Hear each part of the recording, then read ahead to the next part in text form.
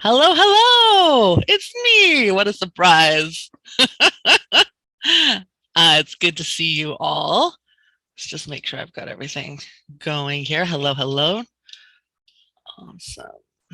So if you wouldn't mind just sharing in your chat just while people are filtering through, because at the beginning of events, people always coming in a couple of minutes late. So while we're waiting for them, I'm going to explain what this event is about. And I would love it for you to just share in the chat where you're calling in from and what you're looking forward to at this event today. Oh, and Lauren, I'm going to ask you to change your name. You're David right now. So welcome. My name is Danielle Benzon, and I am going to be your voice and speaking coach for the day, or for the next couple of hours anyway. Open House Speaker Lab is very much a drop-in, drop-out kind of event. So I'll be here for the whole time, but you are under no obligation to. You can come in and come and go as you please. The idea is that I wanted to create a space for speakers to practice, because I coach speakers. I coach one-on-one and I coach in groups, but that's not the same as having somewhere to bring your presentation or to practice something that you want to just kind of sandbox, or ideas you want to throw around. And I feel like this is a real gap that is missing in the industry. And so I started these open houses to give people a space to speak. And this one is open to the public. It is kind of more mild version of something that I do offer to my my membership clients.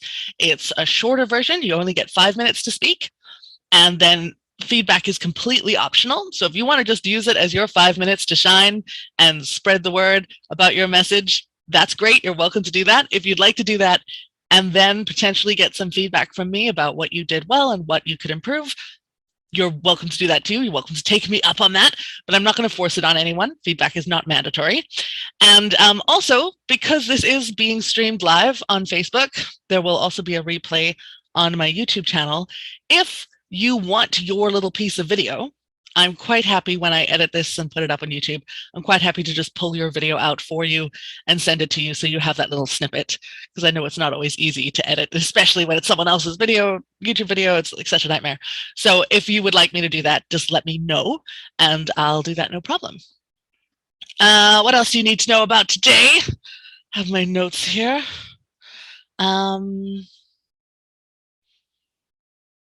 Yeah, so I think we can get started with introductions. As you know, my name is Danielle Benzon, and I trained as an actor for 20 years and loved the training, loved the gooiness of the Shakespearean performance and the language and all the self-exploration, but didn't really like the industry so much. And so eventually I realized that if I wasn't going to participate in the industry, I wasn't going to have a career.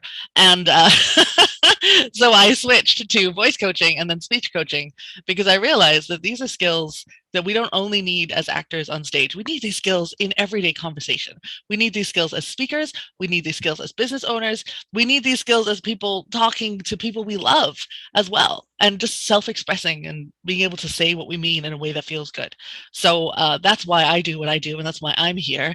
And I'm just going to jump on people and get them to introduce themselves. So who's first on my list here? I'm going to ask David to introduce yourself first.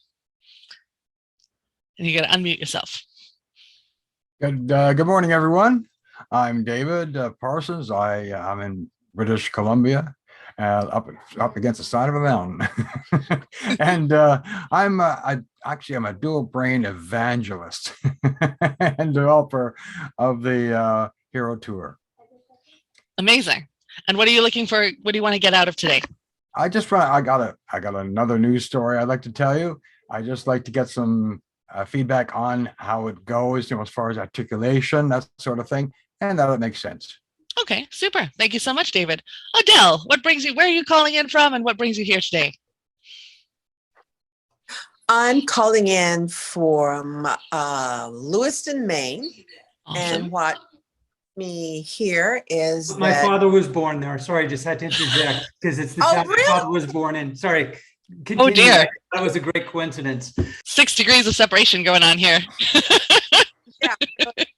So sorry, you're calling in and I was curious a bit. I am speaking all the time to people, and I have a background, as you do, in theater many years ago. And I maybe this is too much information, but about 2 years ago, I had a stroke. And so sometimes I notice that it affects me in terms of I'm often speaking spontaneously. So things don't roll off my tongue as trippingly as they would. And I think it's as much about me being focused and my mindset as anything else when I'm speaking. Well, if I'm in the flow and centered in who I am and my belief, it tends to go great. And I'm going to be doing more speaking all the time in what I do. I'm in health and wellness. So cool. I'm always talking about my stuff. You like me, like I am always talking as well about everything that I do. We're going to have some interesting conversations today. Odell, I've got some tips maybe for how I can help. And Peter, where are you calling in from and what brings you here today? Calling in from Salt Lake City. I'm a pretty new resident. I lived in LA a good part of my life, Maryland, and I visit Maine every summer.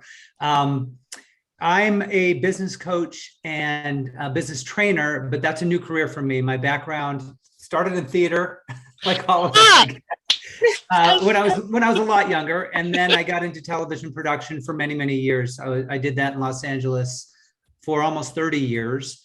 And that kind of changed for me. And I wanted to get in a more service-oriented business. I wanted to kind of be in the spotlight again a little bit. It had been a while. Karaoke is not cutting it for me anymore. But to merge that into a career, to merge my technical skills and my interpersonal skills. So my main goal is I'm a writer also. So I tend to want to write everything first and read it because I want it to be right. But I know I have a personality that can get up in front of people, influence, and I have a good energy. So what I was hoping to get out of this was to barely glance at an outline and be able to get up for 5 minutes and really talk from my heart and relate to people without worrying so much about being accurate. Yes, good. I always, whenever I start working with people, the first thing I tell them to do is throw their script out the window. So you're in the right place. Thanks so much for joining us today, Peter. Lorna, where are you calling in from and what brought you here today? My name is Lorna and I'm calling from Cultus Lake, British Columbia in Canada. And I just love this group. It's really inspiring and it helps me get my speaking better and everything. And I just want, everybody's feedback on what I'm going to do today. What I'm going to do is read my books that I have written on Lucky Duck's adventures. And I'm on, what am I on, book 4 now? And Lucky Duck disappears? Yeah, I think so. Yeah. Book 4. He did disappear. I always thought, oh no, that's it. I can't find Lucky Duck. I couldn't find it. And I was freaking out. You couldn't find the book about, you couldn't find the book about the duck disappearing. Lucky Duck disappearing, yeah. Nice. But very meta. He came back, so I could read that. I'm glad. Well, I'm so glad to have you all here today. It is such a joy. I love holding these events. I hold them every month or two. And you never know what people are going to bring. Sometimes it's children's stories, sometimes it's stand-up comedy, sometimes it's sales presentations, and it makes my life very interesting, and I really appreciate it. So how we're going to work this is we're going to alternate speakers and questions so that everyone has time to breathe a little bit in between speakers, and the speaker has time to get ready. And also just because people often do bring questions as well, and so it's a nice way to kind of alternate it. If you have a question or you would like to speak, please type that in the chat. I'm not going to force anyone to do anything. So in the chat, if you want to speak, just type speaker. And if you have a question, please type question. I'm going to put that in the chat so we know. So I'll start off with just some basic guidelines, because what I noticed is a very common question is just some etiquette on how to appear on Zoom. I know we've been doing this for 2 years now, but people still sometimes want a little bit of advice. So I'm going to start with that while you guys are telling me if you have questions or if you'd like to speak. But first, I have been having trouble with my microphone. So if I start kind of making a lot of weird noise, please let me know. I don't know what it is. I was testing it out last night and it's giving me crackles and I don't know why. So if my microphone gets really bad, please tell me. I'm doing my best not to touch it, but I don't know what's going on. So best practices on Zoom. It's weird because we typically take selfies in profile, but for some reason, landscape does work better if we can. It's not a big deal, but landscape is always better if you can do it. I think because I have a theory about this, because you would think it would be better to be in profile because then that's more of you and less of your background. But I think we're so accustomed to consuming media and mainstream media and television and films, and they're always in landscape. And so there's something about being in profile which is very intimate. And so it's wonderful for those kind of Facebook lives. Hi, I'm here. This is what's going on, like backstage. But it's always very informal and very intimate. So if you're going for that, that's amazing. You should do profile. If you're going for something a bit more formal, and if you're like doing some sort of work thing, then landscape is always better because for some reason it's more formal. Similarly, the further away from my camera I am, the more formal this tends to be. So if I'm sitting back here, somehow there's more of a kind of presentation feel, whereas if I'm closer in, this feels more like a call. So if you're doing a presentation for work compared to just doing like a boardroom meeting or something, you might want to think about maybe pushing your chair just a little bit further back. It's also really nice because then we can see my hands, we can see what I'm doing. So if I'm doing an actual presentation, I'll sit a little bit further back, unless I'm doing like a standing thing, because then I'll be even further back and I'll be standing. But if I'm just kind of doing a casual one, but I want to sit, but I want to feel a little bit more formal, I'll just go a little bit further back. This way you can see my hands moving, which is quite nice. Otherwise, if I'm close like this, you get those little hands every now and again. This is a very strange thing, It's like, hello. Although if you are stuck in this kind of position, if you have a wall behind you, then I would recommend bringing your hands into frame, using them for a while, keeping them up here for quite a bit, and then bringing them down again. So you don't have this little kind of thing going on. We want our eyes to be at about 1/3 of the frame-ish. If we're too low, we can look diminutive. This is kind of like your body language on camera. We don't want to be too, and I'm just realizing that Peter's in the industry, so he can tell me as well what he thinks. But you don't want to be too diminutive because then it looks like people are looking down at you. It's the kind of equivalent of being hunched in a room in real life. But of course, if you cut yourself off, that's not great either, because then you're like, ooh, looming over people, and that's not too great. So about 1/3 for your eyes is kind of where my videographer tells me is the best place to be. And that's great because it works no matter how close or far away you are. You don't want to be kind of measuring space above your head because that changes depending on where you are. Always be lit, always light your beautiful face. I have 2 lights. One is a window. I have the beautiful gray Vancouver sky coming in on my left, and I have a light on my right. Try not to light yourself from the front because then you may get glasses glare or just very bright lights in your eyes, which isn't fun. And that's it. Oh, and you want your camera to be about eye level plus a thumb. Mine's actually too high, but I can't do anything about it because my computer is too big. I'm going to have to get like a cushion to sit on in my chair. But ideally, my old computer was perfect. Ideally, you want it to be eye level and then plus like a thumb. So it's not too far above you.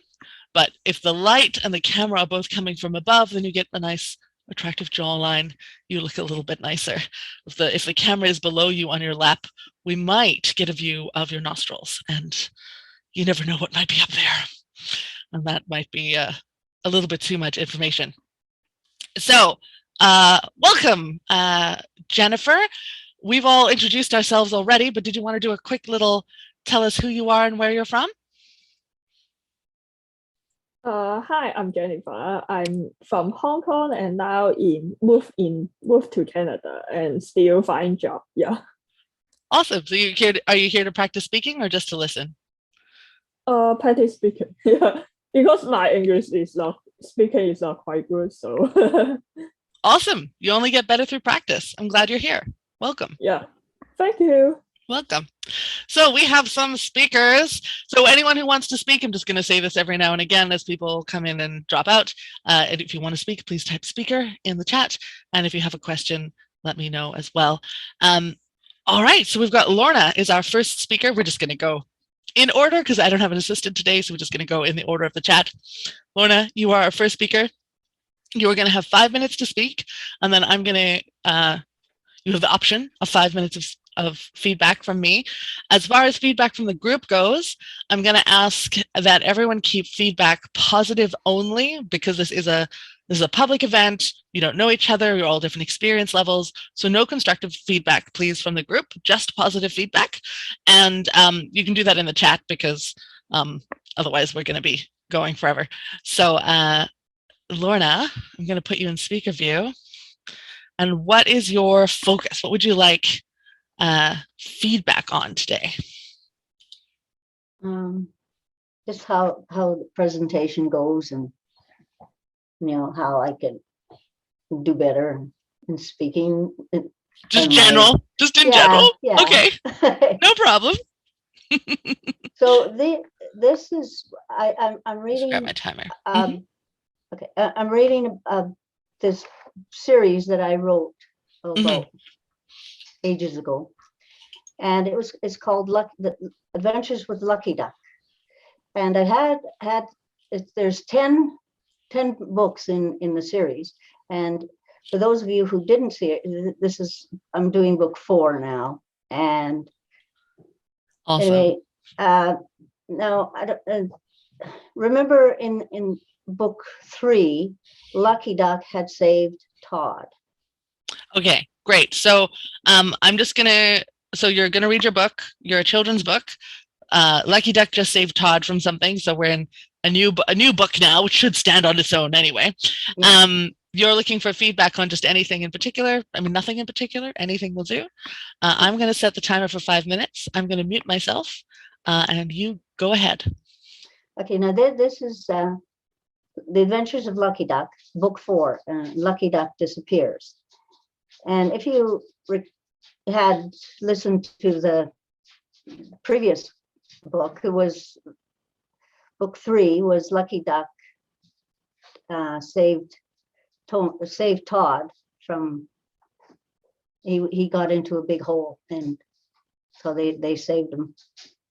And now Lucky Duck has, they were celebrating and everything, and then Lucky Duck disappeared. So this is the 4th book, Lucky Duck Disappears. All the ducks were so proud of Lucky Duck. They were celebrating and singing. Then it started to rain and Lucky Duck disappeared. All the other ducks, geese, the bald eagle, and the little boy took shelter in an old log cabin. Mama Duck was frantically running around outside calling, Lucky Duck, where are you? The bald eagle came out to see what all the commotion was about. He said, "What's the matter, Mama Duck?" Mama Duck said, "Lucky has disappeared. I can't find him." Bald Eagle said, "Don't you fret none now, Mama Duck. We'll help you find your son." He went back inside the cabin and told the others what had happened. They all went outside and started looking for Lucky Duck. The rain was coming down so hard that the birds were having a terrible time seeing. Todd said, "We aren't getting anywhere with this. May I suggest we split up? Bald Eagle and I will go to the west. Mama Duck and the mallards, you go towards the east.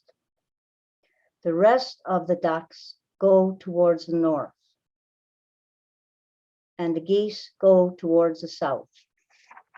If we find Lucky, send a messenger out to the others, and we will come and help. If nothing has been solved, within an hour, we will call off the search and wait until it stops raining, and then continue looking. Everyone went in their designated directions. Half an hour went by and nothing was solved. It was nearing the hour mark when it stopped raining. All of a sudden, a faint cry for help came from the western direction.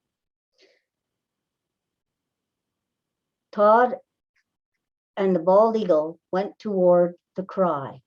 There was Lucky Duck, trapped under a fallen tree. Help! Help! Oh, please, someone help, cried Lucky. Todd tried to remove the tree with Lucky Duck, from Lucky Duck, but it was no use. He hadn't the strength to move it. He told Bald Eagle to gather the others. Bald Eagle went out to gather others. Todd said to Lucky Duck, "Don't worry, Lucky, we'll get you out. Just hang in there. Bald Eagle will be back with the others." Bald Eagle was back in no time, flat, with all the other birds. Lucky, oh Lucky, I am glad you are alive. I was so worried sick about you, Mama Duck cried. We'll get you out. Todd got his rope, tied it around the tree. All the other ducks and geese took hold of the rope. All the other geese and ducks took hold of the rope. In their Add beaks, 5 minutes. How close are we to the end? This is very exciting. almost done. You're almost done? Okay, I'll let you finish. Yeah. Go ahead. And started to fly upwards. They lifted the tree up about 2 feet. Todd scooped up Lucky Duck in his arms, and all the birds let go of the rope. The tree went down with a thud. Lucky then thanked everyone. Once again, Lucky Duck was lucky again. He had a broken wing, which Todd fixed up, and it healed in no time. Lucky Duck was on his feet again and exercising his wing when he heard a loud quacking. He called, "Todd, Todd, come quickly." Todd came. "What's the matter, Lucky? I heard a loud quacking and I think Mama's in trouble. We must find her and help her." Will Lucky Duck and Todd find Mama Duck in time? Read the next adventures of Lucky Duck, Book 5, Mama Duck is Trapped. I love how you managed to put a cliffhanger in a children's book. Like, it's crazy. So Well, how did that feel? Because I wanted 10 books, so I just, You're like, you must buy the next book. yeah. How did that feel reading that? It wasn't as good as last time because like I said, look at my notes. That's my book. And I'm you really didn't find the book. Well, I did. You only found your notes. Oh, that's the book. I haven't done the book yet, so that that's why I'm doing this is just that. the draft of the book. Yeah. Oh, I've only okay. got 3 done so far. Oh, okay. It's I taken a long understand time. now. I understand. So I it's understand. kind That of makes like sense. choppy, like that's Mm-hmm. yeah. All right, great. So not only was it a cold read, because you haven't really visited this material in a while, but it was Yeah. a cold read with handwriting that was difficult to, that's crossed out, and it's okay. That makes sense. I guess I should have rewritten it. But Oh, preparation is everything. Yeah, well, that's a great lesson. So, realizing that, oh, my material is important, and especially as a reader, because reading and speaking are different things. And so as a reader, we don't expect eye contact from readers, but there is a degree of preparation that is necessary. You want to have read through the content a couple of times just so that you know what happens next. And yeah, having it printed out so that you can actually read it. Good idea. I'll do that next time. Yeah. But the cool thing is because this is a draft, I didn't realize, I thought they were published already. So I might give you a tiny bit of just writing feedback as well, because I noticed there's a lot of he said, she saids in there that aren't necessary when you have dialogue. So especially if there's pictures as well. So it doesn't always need to have the if you say the bald eagle came along, we don't need to say the bald eagle came along. He said, how can I help? You can just have the bald eagle came along. How can I help? We don't need the he said there because we've just introduced him. It's like saying he's entered. And so little things like that you can actually clean up as well. But yeah, I love your clarity of voice, and considering your source material, you actually read that really well. Thank you.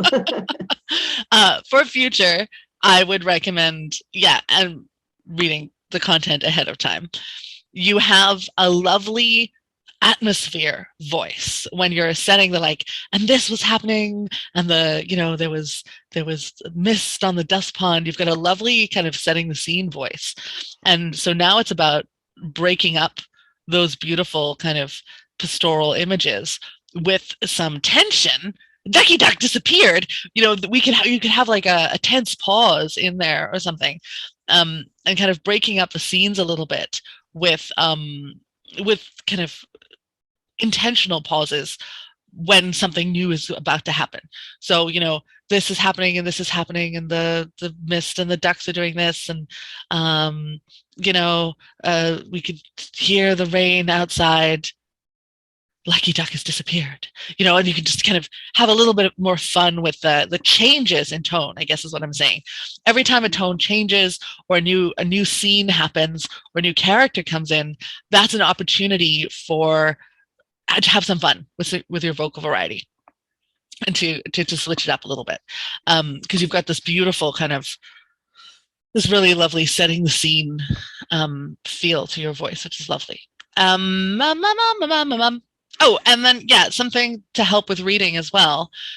A lot of us, and this is as much as reading and speaking, actually, a lot of speakers try and think while they're speaking, and a lot of readers try to read while they're speaking, if that makes sense. So they're trying to look at the words while they're saying them.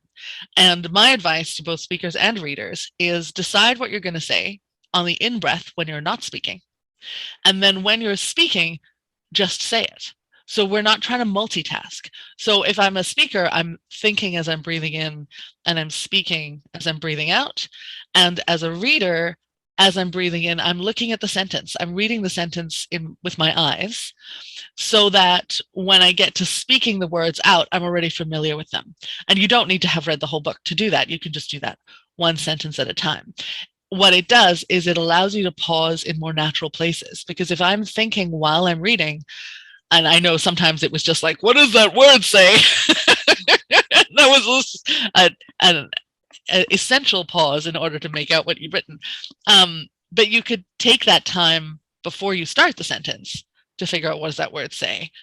Have us pause a little bit longer before you start speaking, and then the actual sentence at least will flow. Does that make sense? Yeah. Yeah? I love it. I love these little vignettes we get into Lucky Duck's world, and I'm very impressed at how you read your own handwriting, because I can't read mine at all. So well done on that.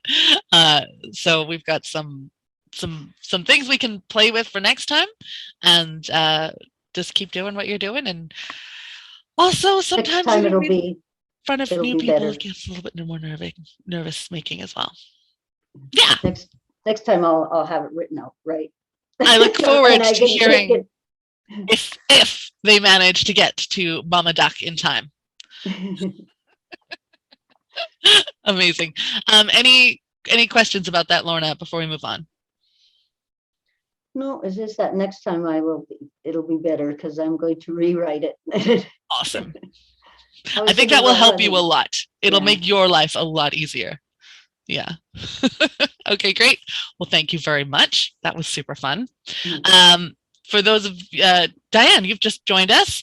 We've been doing kind of introductions as people hop on because people have been hopping on and off.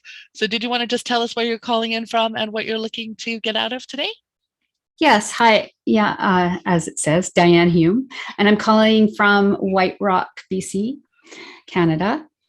And I'm here I've worked with Danielle quite a bit, and I'm here to just narrow it down without the rambling on.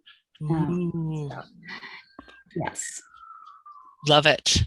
Yeah. Awesome. And, life coach, master practitioner in neurolinguistic programming is what I do. That's your groove. Amazing. Thanks for coming, Dan. I haven't seen you in forever. It's nice to see you. So just a reminder, anyone who would like to be a speaker, please type speaker in the chat. Anyone who has a question, please type question in the chat. I know this wasn't a formal question, but Odell mentioned something, and I do want to alternate questions and speakers because our next speaker, although our next speaker is actually going to be Odell, but I'm going to answer your question beforehand and then you can go.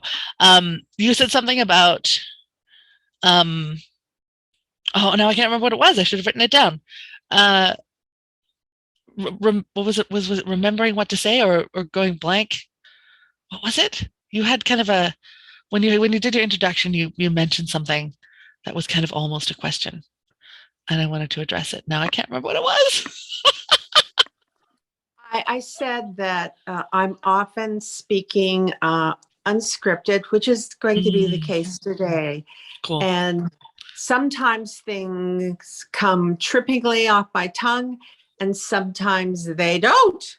And, best laid plans, and trying to find that place of focus. And like today, I'm really tired because I had such a full day yesterday. But I think it's important for me to do it anyway, because some days I'm going to be really tired when I'm talking to people. It's so true. It's so true. It's the trippingly off the tongue kind of thing. And I hear it, and that gives me pause, that the self-editor in ourself that's always sitting on our shoulders going, "Oop, that was good. Oh, not so good, Odell." Yes. Speak slower, Odell. Yes. Great. So you have a couple of minutes to breathe. I'm going to give you some tips on that because I feel that this is something that everyone can relate to. Speaking off the cuff is something that is so scary for a lot of people. Actually, I have a whole workshop on how to do it because I think it's so important because there is a way to do it. So for you, for the trippingly off the tongue, especially because it's something that sometimes happens and sometimes doesn't. And like if you're tired or if you're focused, we want to train our muscles to recover. So there's two tips that I want to give everybody for technique for this. My favorite acting teacher always used to say, the only difference between a well-trained actor and a badly trained actor is technique. And, a well-trained actor on a good day is here, a badly trained actor on a good day is here, but on a bad day, the well-trained actor is here and the badly trained one is down here because our technique is there to support us. That's the muscle memory and the things that we practice. That's what holds us up when we've had a bad day, not enough sleep or whatever. So the one thing that I do all the time is I talk to myself a lot out loud. And I don't know if you have the kind of home where that's allowed, but sometimes at home, sometimes doing the dishes, sometimes on a walk, in the car is a great place to do it. But talking to myself out loud about topics that I speak about. So not just, what do I want for dinner today, kind of talking to myself about the things that I talk about on stage. Because what that does is it helps my muscles and my brain and everything get used to these topics, gets used to certain phrases, gets used to thinking about certain things in certain ways. And so it's not only under pressure that I have that experience. So I'm training my body to do these things, to think about things a certain way, to articulate things a certain way when I'm very much safe and calm and there are no stakes, very low stakes. I'm washing dishes, I'm talking to myself about breathing techniques, you know, but it helps. It's the elasticity of the brain, you know, and it's getting those pathways really strong. It's getting the muscles of my mouth really strong, and it's allowing me to see things from different angles. Because I always say, you know, if you're going to rehearse, and I mean, not that you're going to rehearse for speaking off the cuff, but you kind of do, because you practice talking about the things that are your speciality. You rehearse in a way that allows you to drive a Land Rover, not a train, because a script gives you a train track and you're stuck. Whereas if you're just speaking out loud about what you do from different angles, you know, choosing different topics, different examples, you're paraphrasing every time. So if you go off road, it doesn't matter. You know how to find your way back. Sticking to a script is kind of like being on a train. And once you're off track, it's really hard to get back on and you get very flustered. So I don't rehearse, like do a talk from start to finish ever, but I'm always talking to myself about the topics that I like to talk about. And that really helps me just feel comfortable articulating things. And then the other thing is, if you do video or if you're rehearsing even, don't stop when you mess up. Because this is something that people do a lot, is they start speaking or they're rehearsing at home and they start and then they mess up and they go, oh, I messed up. And so they stop and they go back to the beginning. And so you get a really good beginning and you've only done the end once. You know, which is not so great. But also in video, you know, you never know if that last take is actually going to be useful.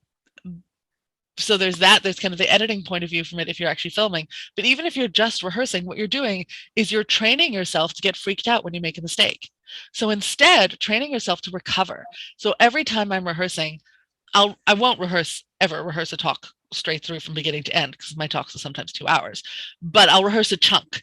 And I'll do that chunk from beginning to end, like one topic or one paragraph or one slide, always from beginning to end, no matter how many mistakes I make, because recovering from a mistake is part of the skill set that we need, because you're going to make mistakes. You're going to forget things. Someone's going to ask a question or interrupt you. It's going to happen.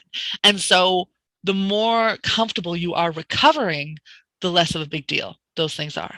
So those are my 2 tips for people who are nervous about speaking extemporaneously because they're worried about losing their train of thought. Those are my two tips for that. Thank you. Not that you can apply either of them now. They're more kind of long-term, you know, at-home rehearsal tips, but Right. you know, Right. Those are good hopefully ones. they're useful. Yes. Alrighty, so you are our next speaker, Odell. What are you going to be talking about? Oh, Lorna has a question before we start. Sorry, Lorna. Yeah, I put it in the chat, but I just wondered that why I didn't get any feedback from the other people. Oh, I mentioned at the beginning, we don't go around for feedback in open house. People can please do give feedback in the chat, but it's positive only. Okay. We don't do feedback, Okay. verbal feedback in open house. Sorry, you're thinking Okay. practice lab, which is a little bit different. Okay, that's good. Okay. Sorry about that. Sorry, Odell. What are you speaking about today? You're speaking off the cuff. I'm speaking about how I ended up here, my journey to get here. And we have often not a lot of control of our path. Our path in life manifests itself. Ooh, that is a juicy topic. So do you want feedback? Yes, I would, because I think it's important. Am I connecting with people? Are they feeling let in? It's as much about that connection with an audience as it is what I'm saying. So that would be what I would like feedback about. If I'm on the right path, if people feel honored and let in. Amazing. Okay, great. So I'm going to focus my feedback on your connection, whether or not, you know, I feel like we're connected and let in. And I'm going to set my timer for 5 minutes. You are under no obligation to use the full 5 minutes, 5 minutes, Okay. but I will tell you when the time is up. I'm going to mute myself and you go ahead. Okay. So in life, they're always telling us to set goals and plan our path to where we're going to be. But my experience has been, at least for me, no control over the path, and things manifest in front of me, and I adjust and enjoy the journey. So it's been a surprising journey. Most of my friends where I am now still can't quite figure it out. So I came to Maine over 30 years ago. I was hired out of New York as an actor and a director. And here I met my husband, who's a scenic artist, set designer, lighting designer. And I stayed. And needing to develop for myself a way to make a living, I found that I loved working with kids, doing theater with kids. They are amazing. What happens, how they transform, which I imagine is what theater did for me as a kid. So that was my journey. And as time went on, I, created an after-school program for 15 years for at-risk girls, doing theater, arts, movie making, cooking, tea parties, all a circle of things that surrounded them, all about enriching their life, a dine out program where they got to eat at fine restaurants, etc. In retrospect, I realized I was an at-risk girl at one point in my life. Never thought of my childhood as that, because I felt like my mother provided a lot, but it's the perspective on your experience when you grow up. And I was obsessed with my passion project, so obsessed with helping the girls and doing things with a very little, because nonprofits stretch that penny till it's crying, that's for sure. And I was working 70, 80 hours a week, not taking good care of myself. People were telling me to slow down. And lo and behold, I became sick. I manifested from someplace within me or around me an autoimmune disorder that was constant muscle and joint pain. I couldn't sleep at night. It hurt. But I didn't slow down on what I was doing because I couldn't let the girls down. At least that's what I was thinking all the time. They had me on prednisone, which is no bueno. No one should ever go on prednisone. That's not the path to wellness. And eventually I realized I needed to leave the girls program, that it wasn't sustainable for me personally. And I became the director of a local arts agency. And at the end of that tenure, I was invited to come to a meeting, still every day being in pain, thinking something will manifest, something will come for me. And lo and behold, someone in my community invited me to come see what her plan B was. And that was always our joke. I was telling her, you should, franchise what you're doing. She goes, oh, Del, that's so much work. I want less work, not more work. So I tend to be a yes person, not a no person. I say yes before I say no. And I went to the meeting and I was blown away. I, at that time, knew nothing about health and wellness. I knew very little about how our body functioned, but I saw there an ABC investigative report that made perfect sense to me, that was causing why I was ill. It talked about all the oxidative stress in our body. It was John Quinones on an ABC investigative report. So by the end of that presentation, I was thinking, oh my God, I need it in my body now. And the woman there who was my friend and as a mentor said to me, I had like this big yes on my face. As I've moved along, I've found that I'm known as a jumper. I don't say no. If I feel it's right, I go. So I began on the product and 3 weeks later, I was pain-free. Now, for me, that was life-changing. And it didn't take much for my old nonprofit brain, my old, I need to help somebody to have meaning in my life. I'm always someone who needs purpose in my life. So I began the journey of working with this amazing company and becoming, hush, dare I say the word, a network marketer, which so many people have negative connotations about. And I have found it to be some of the greatest people I've known in terms of being on purpose and wanting to help people. So I'm surrounded at that time by all my friends who think I've gone to the side of the devil. Seriously, they're like, what? What do you mean? You can't be doing that. And I was like, yeah, but I'm pain free and there are other people hurting. Isn't that as valuable as helping young girls figure out what they're going to do next, helping someone figure out a way they can heal themselves and move forward? Now, in retrospect, I would say to everybody that our most valued gift is our health, and most of us do not treat it like the jewel that it is. We don't water it. We don't put it someplace to take care of itself. We don't let it rest. So, And that's a great place to, but we're at 5 minutes. So is that a good place to wrap up? That's a Okay. good place. Super. How did that feel? It felt okay. It felt okay.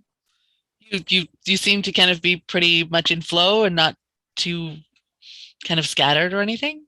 I know you No, were I worried was- about that. I was in flow because I just focused in and trusted that wherever my brain decided I needed to go, it was the place to go, and it would provide the words I needed.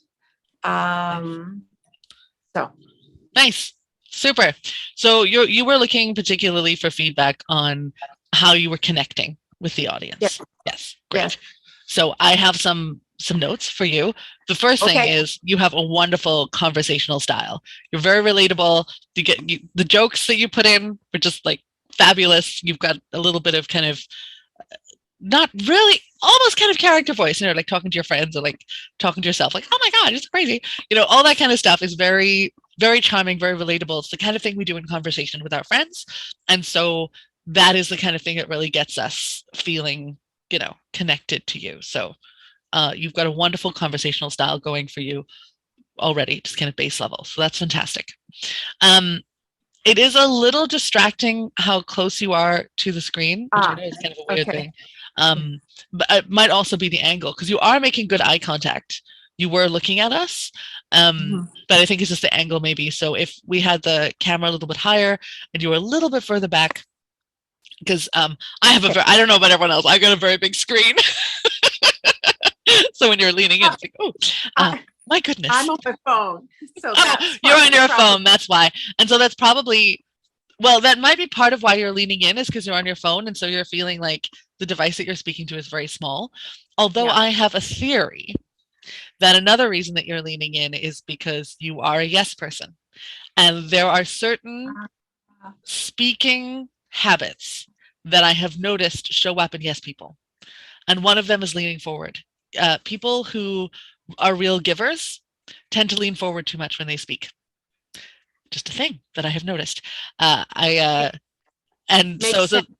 because you're giving. You're like, I want to give you everything. So you're leaning in, and you're like, here, take it all. And so, seriously. yeah. So, as a speaker, we want more to invite people into our world than go into theirs.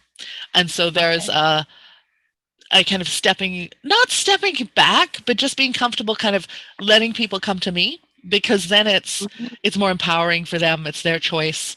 Being very welcoming in my space, but not going out to them too much, because then that robs them. It kind of robs them of the opportunity to lean in. If I'm leaning in already, then they don't get to. And so it's nice to let them lean in for a change. And I'm just so excited that you did theater with kids, because I wouldn't be here if the youth theater didn't exist. I would definitely have taken my life as a teenager if I didn't have theater around. So just thank you for doing the stint that you did. I know it's exhausting and it eats people alive. So thank you for doing your turn in youth theater. Is very important to me. And then, and then the only other thing is, as far as connection goes, I mean, I do feel like you are, you're very personable, you're very relatable. The only thing that you could potentially do to bring us in more is, and this is hard to do off the cuff, because you are speaking just off the cuff. This is difficult to do off the cuff, but it's something you can practice, is the story that you gave us today was quite linear. It was kind of like this happened and then this happened and this happened, because it was stream of consciousness. That's what was going on.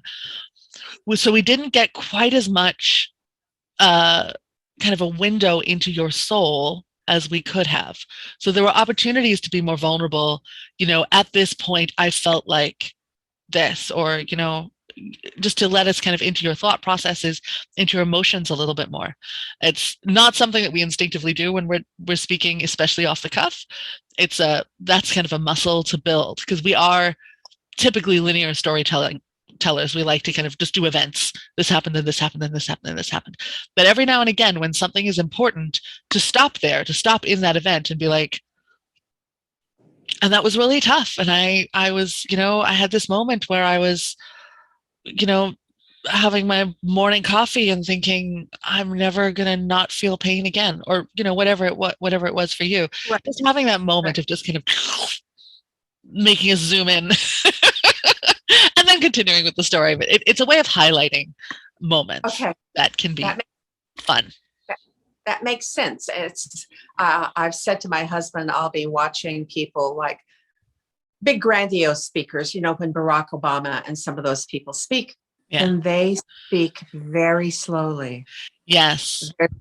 There's a lot of space between the words, and they are filling them with energy. And I've often thought that would help me in terms of getting my words and my thoughts together if I just allow myself to slow down. Yeah. And slowing down, I love what you just said, that this is something, I say all the time. It's like we're connected. Letting the words breathe, giving them space. It's not about speaking slower.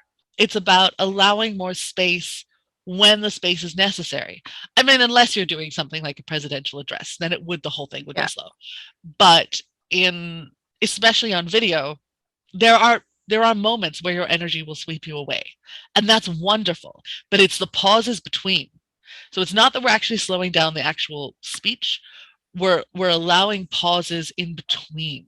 And those pauses can be filled with emotion. And especially if you are telling something vulnerable, you need a moment to get there and to connect to yourself and be like, yeah, I remember how that felt. And if you're connected, we'll be with you. There is no such thing as a pause that is too long if you're connected. You're in theater, you know this. If the pause is full, it's never too long. So that'll be something you can play with. Yes. Thank you so much. It's a pleasure. So we are not doing verbal feedback from the audience, but I do please invite you to give text feedback, positive feedback only, please, because we don't know each other. You don't know each other's experience or backgrounds. Positive feedback only in the chat. Would very much appreciate that. And I'm going to go back to gallery view. Boop, boop, boop. Alrighty. All right, so just a heads up, David, you are the next speaker. I wanted to address another question, because we're alternating speakers and questions. I wanted to address another question that came up that I wrote down. This is something that came up when I was organizing the event. It's someone who couldn't be here today, but I think it's a really good question. And what to do when you don't know the answer? Because a lot of us do Q&As as well as, speeches. You do a talk, and there's a Q&A afterwards. And there's a lot of this fear of like, oh no, I don't know the answer. They're going to see through my facade and see that I'm a failure or whatever. And so I just wanted to talk about this because this is a big deal. A lot of speakers are having this fear of, what if I don't know the answer? And it's like, And it is like there's a facade to be seen through. And that's not true. I mean, you are who you are. You own your expertise. So I know that there can be this imposter syndrome thing if we feel like we're presenting something that we're not, if we feel like we're putting up a front. And I would always recommend not doing that, because that is how we get to that point where a question will just throw us completely off track, is if we're trying to pretend to be someone we're not. So I would say always just be very much in reality about what you know and what you don't know, because that allows you to, if someone does kind of ask a question you don't know, it's not like this whole reality that you've built is going to crumble down. You are exactly where you are. You're exactly where you were 5 minutes ago, and that you have an area of expertise. You know a lot. No one knows everything. And anyone who says they know everything is, a little bit suspect. I don't trust anyone who says that they know everything, because they're obviously lying. Just straight off the bat. It's just a no-brainer. So, but we have this idea that if we don't appear perfect in the moment, in a present, it's like presentations have to be perfect, and we have to know everything, and we have to anticipate every answer. And I just want to just really emphasize that I don't know about for you guys, but for me, when I see someone on stage field a question gracefully that they don't know, that gives me so much respect for that person. It doesn't diminish them in any way. One of my first clients had this fear. She was so scared of questions, and I went to her very first talk ever. And we'd been working on her talk for quite a while, and how to, anticipate questions, that kind of thing. And her very first talk ever, I was sitting in the audience, and she was asked a question that she didn't know. And what she did was not something we'd practiced. It was even better than what we'd practiced, because she knew an expert in the audience who did know the answer. And so not only did she show how connected she was by saying, I know someone who knows the answer, but she got to be humble and an expert and a connector all at the same time. She said, that is a fantastic question. I know that there's a lot of research in this area. That is not my area of expertise. However, so-and-so in the audience is an expert on that, and I invite you to talk to them afterwards. And that was just so amazing, because you're kind of creating this like, you are the expert in finding other experts. The typical thing to say would be, I don't know the answer on that, let me look it up. You can do that. That requires follow-up. So, it's not always the best scenario if you're not going to see that person again, but allowing yourself to own the limits of your knowledge. I don't know the answer to that because I was looking at this, or I don't know the answer to that. I suspect that it's something like this, but I'm not sure. I'm going to have to look it up. Letting yourself, be in reality. Does that make sense? I kind of feel like I rambled a bit there. Was everyone with me? Did that make sense? Any nods? Yes. Okay, good. This is one of those things that really gets me. There's so many people who are terrified of being revealed as imperfect, and we're all imperfect. So I say, let's own it. Let's celebrate our imperfections, and let's go up there and be proud of who we are. And if you can acknowledge what you don't know, then you can also acknowledge what you do know, and we don't have to have any lies between us on stage, because we don't want to tell lies on stage. All right, enough of my rambling. David, it's your turn to speak. Are you ready? Oh, we're always ready. Oh, born ready. It's always going to be a mess anyway. So oh, well, I suppose it's practice. Owning where you're at. Yeah, this is a lab. This is not. It's no judgment here. It's just fun. It's fun. So what are you wanting? Are you wanting feedback? Do you want feedback? Yeah, just a bit as far as we're working on articulation, the sound of my voice and that sort of thing, and that the story makes sense. Does it make sense? Yeah, that's a very good question. I guess in flow, the flow of it. Does it? Because I tend to ramble. Remember, I have this problem. I go all over the place, so I try to organize it. I do have notes here. Don't know if I'll look at them, but they are here in case I need to, and we'll go with that. This is a theme, and it's great. Now I have my next talking point for after we. After we do our bit. Okay, so you're looking for the sound of your voice, articulation, clarity, whether the talk itself makes sense. That's the feedback that you're looking for. You have 5 minutes. I'm going to set my timer and I'm going to put myself on mute. Go ahead. Okay. 297 seconds. Let's start the timer. That's how much time I need to explain a mystery. And so let's get into it right now. Yeah, now, I should point out that from my whole career, I guess my adult life has been searching the mystery of how thinking operates. And although I'm not an expert, I'm not a doctor or a scientist, but nevertheless, I like using science because it gives things context, especially for when you're talking about something that's a bit mysterious. And so today I wanted to talk about this. This is the James Webb Space Telescope. It was launched in December of 2021. So it's traveled for 30 days, about a month, and got to a point that is called the Lagrange point, L2, second Lagrange point. And that's in space, about 1 million miles from Earth. And the interesting thing about that and how it relates to what I'm talking about is you see this little circle here, point here, right there. That is the orbit. And that is the Lagrange point. This is the sun back here, and the Earth is here. So it's on line with the Earth. It moves around the sun with the Earth, and always able to communicate with Earth. And that little orbit is what is known as the L2. Is a kind of a stable point in space, and it's a great place to put a spacecraft because you can use very little energy, fuel, to keep it there. So, talking about something that is stable, don't we need that today, huh? I mean, lots of stuff we're going through, maybe some more than others, but nevertheless, this needs to be looked after. Stress is killing us. And what can we do about that? And is there a new way? Well, I want to appeal to a couple of scientists on that one.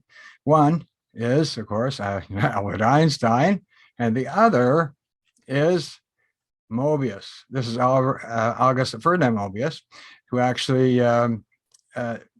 died, and then it was 10 years before Einstein was even born. So it spans 3 different centuries: 17th century, the 18th century, and the 20th century.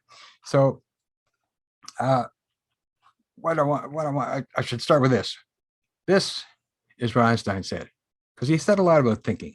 We cannot solve our problems with the same thinking we used when we created them. Now, he had an inkling that there must be some new way of thinking, but he didn't actually tell us how to model it. So I think it probably was he just felt that way, but I don't think he was able to put it together yet. I want to use my 297 seconds to show you in a model how this works. Now, let me see the Mobius. Now, so we have the statement by Einstein, and keeping that in mind,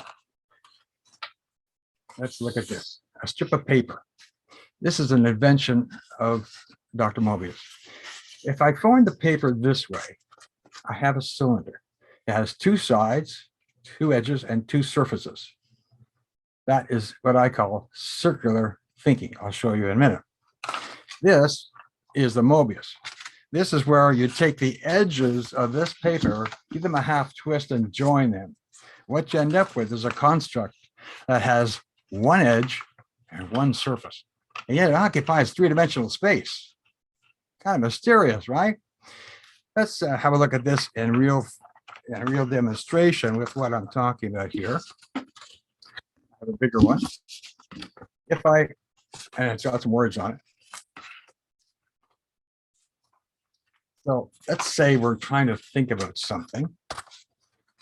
Okay, here's part of a problem I'm struggling to solve.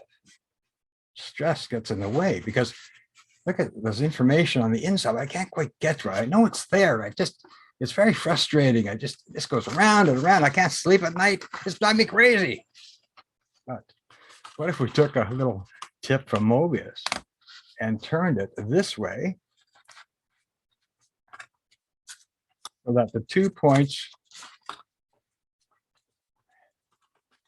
join into one. So now we have here, this way. We're at 5 minutes, but I'll let you finish up. Oh my goodness. Oh my goodness. Okay, here's the problem I'm struggling to solve. Eureka. Here's the solution. Here's the rest. Here's the rest of the solution. All in one surface, all accessible. Why? Because we have a two-brain system. I'll explain that in my masterclass coming up. You're discovering your stability ability. You can see me on Facebook or Twitter at Mobius Man. See you then. All right. How did that feel, David? It's a 40 states. Oh, yeah. You totally forgot about the timer. But to be fair, I did stop you at 5 minutes. So I had a lot more to say. But anyway, yeah, you had more to say. I had a chance to just practice that, so it was kind of awkward. But anyway. All right. So how did it feel? It was awkward. It was fun. You know, it's always fun talking about this stuff. I get excited about it. But and I'm always happy to be here for it. So I love it. You know, it's just great. All right. So you wanted feedback on whether or not it made sense and your articulation and your clarity. Yeah. Just for people who, just to kind of give the context, you usually use practical props. There are some limitations and some, I mean, they're wonderful and they're exciting and I would never do without them. Or there are some limitations when it comes to white balance and lighting and stuff, but we're not worrying about that right now because what we're caring about right now is your articulation and your clarity. So we're not going to talk about that. I'm not going to talk about the intrigue. I mean, the timer was like so intriguing and then it just dropped it. And I was like, oh no, where did it go? So as far as making sense goes, there's a couple of words that you are muddling a little bit. So things like words like gives, science, stability, ability. That's a good tongue twister. Stability, ability. That you're still muddling through a little bit. Practicing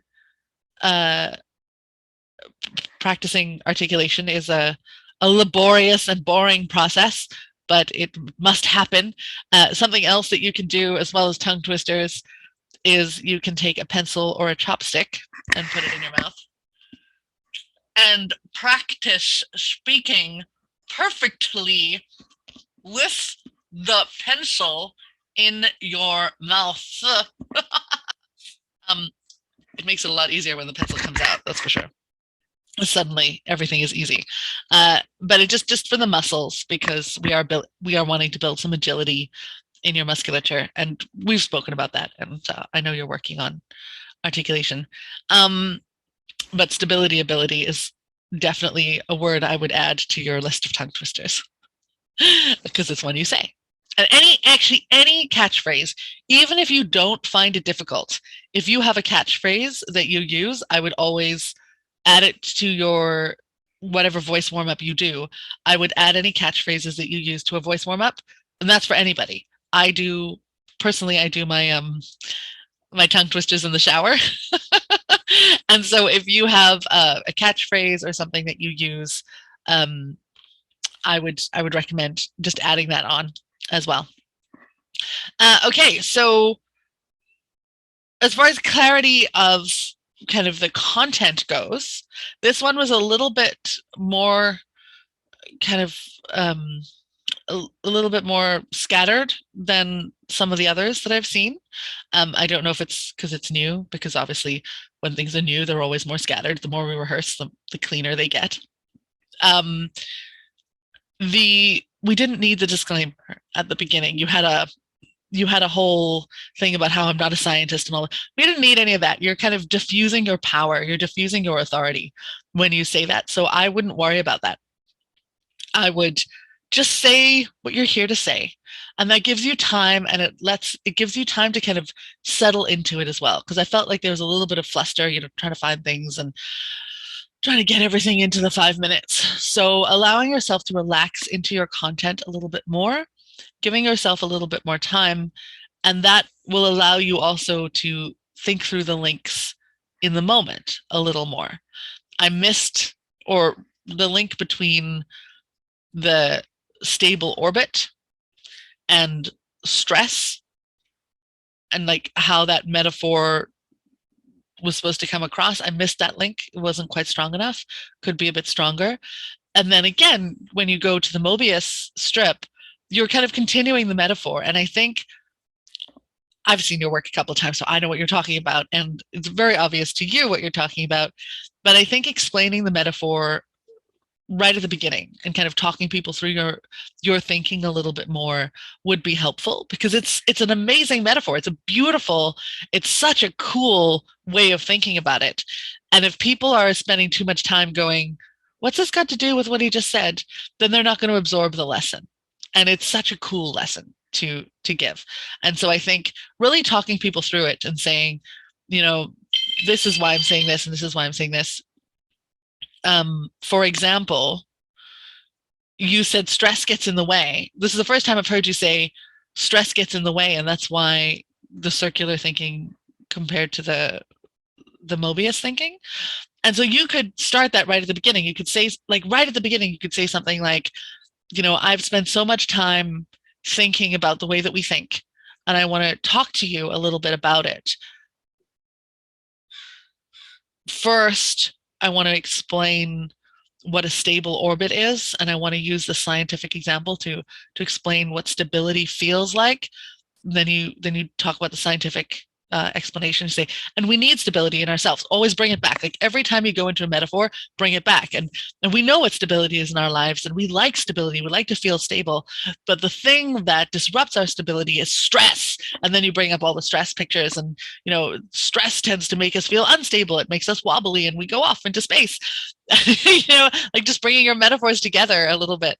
And I've got a perfect example to show you how stress gets in the way. Here, stress causes circular thinking, and here I have a circle. It's a piece of paper, and you can see the writing. So it's just about, like, everything you're doing is lovely. It's just about really making the links super clear to someone who has zero exposure to what you're doing or what you talk about. Does that make sense? Yeah, totally. I just, it's amazing how fast 297 seconds go. I know, right? But I've been working on this early this morning, so I just thought, what the heck, I'm going to try it. Yeah. And it's got such gorgeous elements in it. You've got some really strong ideas. It's just about walking your audience through it a little bit more. Hold our hand a little bit more through it, and make sure, just keep checking in with us. Because they are such lovely metaphors. Thank you. That's why we love you so much. We need help. Oh, bless. So if anyone has please positive feedback for David in the chat, I would very much appreciate it. We're not going around for verbal feedback. And then something came up, unless anyone has any momentary questions. I have a question that I want to answer that just came up, which is, how do I organize my thinking? Especially if I'm speaking off the cuff. How do we organize our thoughts? So I have a couple of tips for this. Again, I do actually have a whole workshop on this. So if you are not part of my membership training portal, talk to me about it afterwards, because all of my workshops and everything are on there. It's a very low monthly price to access everything that I have. So we'll talk about that later. But just to give you some tips now, something I think that is really underutilized is preparation for speaking off the cuff. And I don't mean rehearsal. I mean thinking about your focus and knowing what your context is. So I talk about context a lot, and how context can context can change the game for you, you know? If you know what the context is and you have a really, really strong idea of what your context is, meaning who you're speaking to, why you're there, what they want from you, that actually should do all of your editing for you. That can do all of your thought cleanup for you. Because if you're really strong in knowing who you're speaking to, why you're speaking to them, and what they want, you immediately know what is relevant and what isn't. Because that is, so it's that relationship, that context that is so strong. So something that I would recommend, if you are called to speak off the cuff, like say you join a speakers lab open house and you're like, oh, I want to talk, but I don't know what to say. When you decide your topic, decide the one most important thing. And what I like to do is to help my brain organize itself. I write this down. I don't use it as notes. This is just part of my thinking process. I write at the top of the page what my most important thing is. If there was one thing that I could communicate to my audience in this next 5 minutes, what would it be? Maybe it's the importance of a growth mindset. Maybe it's the youth theater can save lives. Whatever it is, what is the one most important thing that I want people to get out of today? And then I might do a napkin plan. And a napkin plan is kind of the way that you would, you know, remember when we used to do essays at school and you do like a topic sentence and 3 bullet points and a topic sentence and 3 bullet points. So I would do that. And if it's a 5-minute talk, it's probably just the one topic and 3 bullet points because you don't have time for more than that. If it's a longer talk, you might have, you know, 2 or 3 topics and bullet points. And so I would write down, you know, maybe I'm talking about, you know, youth theater saves lives. So that's my one thing that I want people to understand. And then my 3 points are, you know, I was part of a youth theater group and it definitely saved my life. Personally, on a personal level, I believe that theater in general teaches leadership skills and empathy skills and communication skills. That's point 2. And maybe bullet number 3 would be that everyone should have a chance to live in someone else's shoes, and that would make our world a better place. So point 1 would be my experience. Point 2 would be the values of theater for kids. And then step 3 would be the value for the world. And so that's just bullet points. And then I look at those bullet points and I look at my number 1 thing at the top. And if anything that I wanted to say doesn't support my one most important thing, I cut it. And this is something you can practice even in the moment, because your one most important thing, it's only one thing. So you can keep it at the front of your mind while you're speaking to people. And that one most important thing, as I'm speaking and I start to go on a tangent, what I'm about to say, does it support my one most important thing? And if the answer is no, and I've already started speaking, I wrap up the tangent as quickly as possible and get back to what I was saying. If I haven't started speaking yet, I just don't even go there. I take a breath and I say, what does support my one most important thing? And I'll change what I was about to say. And so having that in your mind and having that process of organizing your thoughts, just writing it down, not to use as notes when you're speaking, but just the act of organizing itself can do so much for you, because you're taking a moment to tell your brain, this is what we're leaving out and this is what we're putting in.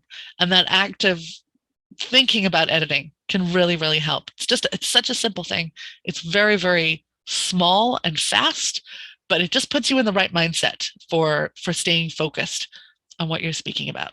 So that's my tip for how to, for the ramblers among us, how to curtail our rambling a little bit. I'm a rambler too. I totally get it. And Nicole, hello. Are you available to say hello to us all? Hi. Hello. I did not get much sleep last night, so I did not get prepared physically to look my beautiful self. You look great. What are you talking about?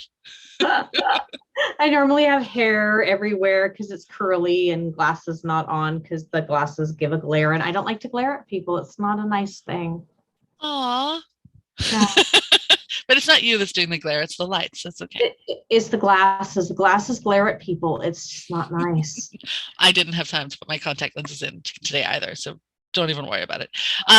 We're just kind of introducing people as they drop in. So did you want to take a second to tell us where you're calling in from and what brought you here today? I am from Portland, Oregon, and where it's dreary and beautiful at the same time. And when you go other places that have a lot of sunshine, you go, I'm a mole, and you want to crawl back into your hole. But you love the sunshine. It's just not when it's extremely bright in your eyes. And I'm joining you because I am wanting to find ways to become more of a paid speaker. And I see all these places that are like, hey, join me for like $20,000 and we will get you paid speaking gigs. And you're like, and sometimes they've got these big hairdos, and I'm like, one, I love big hair because I grew up in the 80s, but it's more out here, not up here. And, I don't really want to go that route. I'm more wanting to I do want to get paid, but I'm wanting to do it more on a different way than they're wanting to do it necessarily. I've developed a personality model on how our personalities communicate, because the other ones weren't talking about how to be balanced within yourself, how to communicate, why you don't manifest, these kinds of things. And so I'm not doing it because I want to go, woohoo, look at me. I'm wanting to do it from a different angle. And so that's where I'm wanting to go. And it's figuring out how to do the research along those lines, how to do the connections. And because I'm just hitting the market, I'm wanting to go around it a different way. I joined a speakers group and they said, hey, this person met Elon Musk. And I went, oh, that's nice. They said, you know who Elon Musk is? I said, no. They said, you know who Tesla is? Oh yeah, the car? They're like, yeah. So they didn't quite know what to do with me. And my partner said, you don't know who that name is? I said, well, I think I've heard of it, but I never really paid attention. Hilarious. Thank you, Danielle. I really appreciate you laughing with me and letting me be rambling. We had Ramblin' Rod back when I was growing up with all the buttons and everything. So thank you for letting me be a little. I'm unfamiliar with this character, but I think I'll have to get to know the Rambling Rod. I have for anyone who hasn't, some of you have taken my programs and some of you haven't. In my beginner speakers program, I have all these characters that I introduce people to help explain the different speaking habits and different speaking styles. But Rambling Rod is not one of them. So maybe we'll have to talk to you about this. You have to see his buttons everywhere. He was back he'd have all these kids and he'd have a smiling contest. You'd want to win a smiling contest. And all these kids were like, goodness. It's terrifying. Well, welcome. So welcome to the call, Nicole. And we love you in all your glasses glory. Most of us are wearing glasses, I think, actually. Oh my goodness. Peter is the only one who isn't. So you're the odd one out, Peter. Sorry. Where are your glasses? Where are they? Go grab some. Fantastic. So we are going to move on to the next speaker. And actually, I believe that might be Peter. Let me check. Yes. Peter, are you ready to be the next speaker? As ready as I'll be. As ready as you'll be. So just a reminder for everyone who's on the call, if you want to speak, please write speaker in the chat. If you have a question, please write question in the chat. And we're just alternating speakers and questions until we run out of speakers and questions, and then we'll call it a day. This is how I do things. It's very chill. All right. So, Peter, first, do you want feedback at all? Absolutely. Okay, great. Yeah. In that case, what type of feedback would you like? I'm so new at this game, getting up and speaking in front of people. I've done trainings on Zoom a lot. And as I told you, I write it out and I have slide decks. So I have a lot of visual aids and I have notes and I'm doing a lot of reading. But I know that I'm capable of more of the school that you've been talking about today. And by the way, I've learned an awful lot so far. So I really appreciate that. Thanks.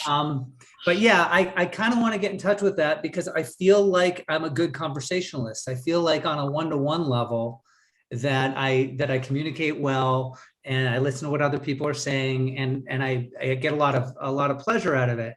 So I think knowing that I have that natural ability I seem kind of bound to the words. I seem kind of bound to the concepts and the writing side of me that wants everything to be correct.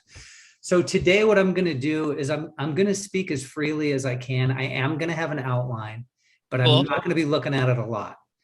And yeah, what I'm going to be talking about is the importance of getting your personality on video when you're representing your company. Awesome. This is something that I very much am in line with. So I agree. It's very important to get your personality online. Great. Yeah. So I'm going to mute myself and Okay. I'm going to start a timer, and you have 5 minutes to just do whatever you want. Okay, I'm going to start a timer too. All right. So hi, I'm Peter, and we're here to talk about video presence and how to promote your business. But before we get into all that, what I'd like to do is kind of give you a sense of who I am and my background and why this topic is important to me. So my background is actually in television, and I know I'm here today as a trainer and as a business coach, but I just wanted to let you know that the form of communication that I've spent the most time in has been video production and communicating for television, actually. But my theory on storytelling is whether you're writing, whether you're on TV, whether you're on YouTube for 10 seconds, you're always telling a story. And if you have a business and you really want people to know who you are, it's vital that you are able to capture that and have that read. So the first thing I want to talk about as far as promoting your business is the concept of passive versus active lead generation. Now, I'm of the school that I am not a big fan of active lead generation. I don't like talking to people on the phone and telling them why they should hire me.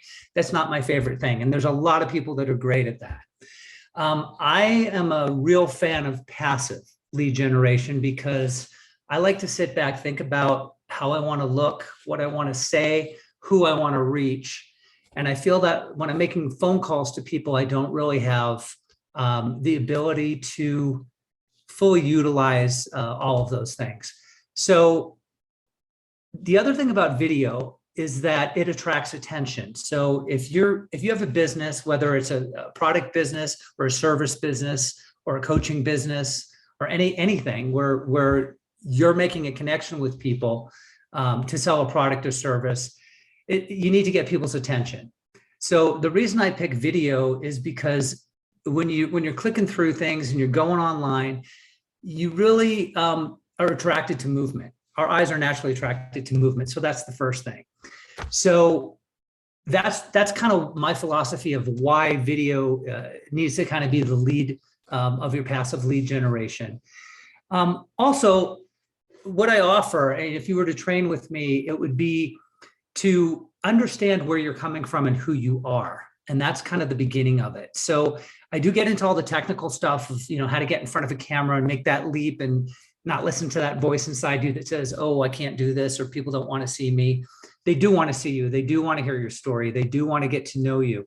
But first, you might want to get in touch with who you are. And one way to do that is to kind of sit back and look at what your core values are. What really makes you tick. There are exercises for that I can offer, but you can sit back and do it on your own terms and just kind of say, okay, what are the 3 most important things? And what I've discovered in myself is that the 3 most important things for me personally are joy, communication, and growth. So once I know that about myself, I can build a mission statement out of that. And once I build a mission statement out of that, I can look at that mission statement and I can say, okay, this is what drives me. This is who I am. And then when you're thinking about creating a video and representing yourself, in the vast world of the internet, you really have a sense of what you're trying to say and who you are at the same time. And if your video can really convey that, where you have that sense of what you're trying to say and who you are, and guiding people towards the product or service, people are going to connect more with you because you've connected with yourself. So after you have that mission statement, you can kind of break that down into maybe 10 things you want to say that would support that mission statement. And that's how people can start to get to know you. And it really is effective. And when you're on video, you have a lot of chances. You know, it's not like being in front of somebody live. It's not like being on the phone with somebody. You can kind of take a look at it and you can figure out how to do it. So I just wanted to end this by saying that I have a workshop that covers building the mission statement, covers the types of scripts and ways you'd want to identify yourself. And then with my 25 years of television production experience, how to set the camera, how to set the lights, and make sure the sound is right. So it's the purpose, and then it's the how. So those are the two things that I can offer you. And I appreciate so much you coming out today. And thank you very much for your time. And I'm available for questions anytime. All right. That's my 5 minutes. Love it. You didn't even use the whole 5 minutes. Oh, you had 2 seconds left. That is what I call good timing. So how did that feel? A little scattered. Okay. But I think, yeah, because I wanted to get into more of my background and stuff like that. I just kind of let it go. I just kind of followed my train. I knew where I wanted to land was I have this thing to offer. Yeah. But I feel like I toggled a little too much between certain points. Yeah. Sorry? No, that's it. That's it. And I was really conscious about looking at the camera. You were good at that. I was really conscious about being okay with pauses, but I still think I wasn't 100% okay with pauses. So, I mean, we're all still learning and growing. I'm definitely still learning and growing. We're always on a spectrum. There's always more we can do. I do want to say that for someone who's used to speaking off a script, that was very coherent for someone who isn't used to speaking off the cuff. So yeah, maybe you were like, oh, normally I'm more structured because normally you have a script in front of you. Right. And yes, absolutely, you could have been more structured, but considering that you're not used to doing it this way, I think that's, that's worth acknowledging. You're not going to be perfect off the bat. No one was ever perfect, actually, anyway. But you did a good job of staying on topic and explaining the benefits, and it all made sense to me. There was never a point where I felt lost. Like maybe it wasn't as direct and snazzy as it normally is, but right. I didn't feel lost at any point. I didn't feel like, where is this guy going? I didn't feel any of that. So it also might just be that feeling of, oh, I don't have my safety blanket. That also might be part of that, because the way we feel when we speak internally and the way that we look on the outside is often quite different. This is why I always record everything, and I always send recordings of everything, because you really don't know. And I certainly know for myself, I don't know how well I'm doing until I watch it back. I have a good idea, but sometimes I feel like it went really well and it didn't, or the other way around. So, the more you calibrate to reality, the better. So yeah, I think as far as organizing your thoughts go, considering that this is, an unusual thing for you to do, being off the cuff, I think your thoughts are pretty organized. That said, there's a structure that there is something that I would suggest, because you were talking about wanting to be more kind of conversational and connecting with people, and and what you're talking about is you're talking about bringing personality onto video, and you got into the training a bit too fast. You were just like, this is what we're doing, this is why it's important, blah blah blah blah blah. And I think having some sort of personal element at the beginning of maybe even just meeting them where they're at, like where are they right now? Are they hiding from video? So maybe you can say something relatable, like, I don't know how many of you have a video studio set up in your basement and have had it for 6 months and still haven't got one video out there on Instagram or Facebook, just something to connect with them a little bit, and maybe open up yourself a little bit more about your personal struggles, or just something to kind of get the gooey personality part established first and then move into the training, because the training was quite solid, very clear. Yeah. Really understood what you were saying, and it was nice. But then you were talking later about how, your brand is joy and communication and growth. And I was like, I'm very serious for someone whose brand is joy. So let's bring some more of your joy out.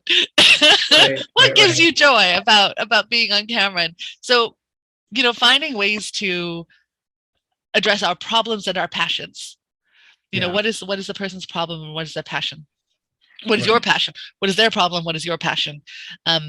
especially starting with that, just to get them kind of really hooked, because then the content comes through. So now that they're listening and they're like, oh yeah, he really gets me, then you can be like, okay, so this is what you need, blah, blah, blah, blah, blah.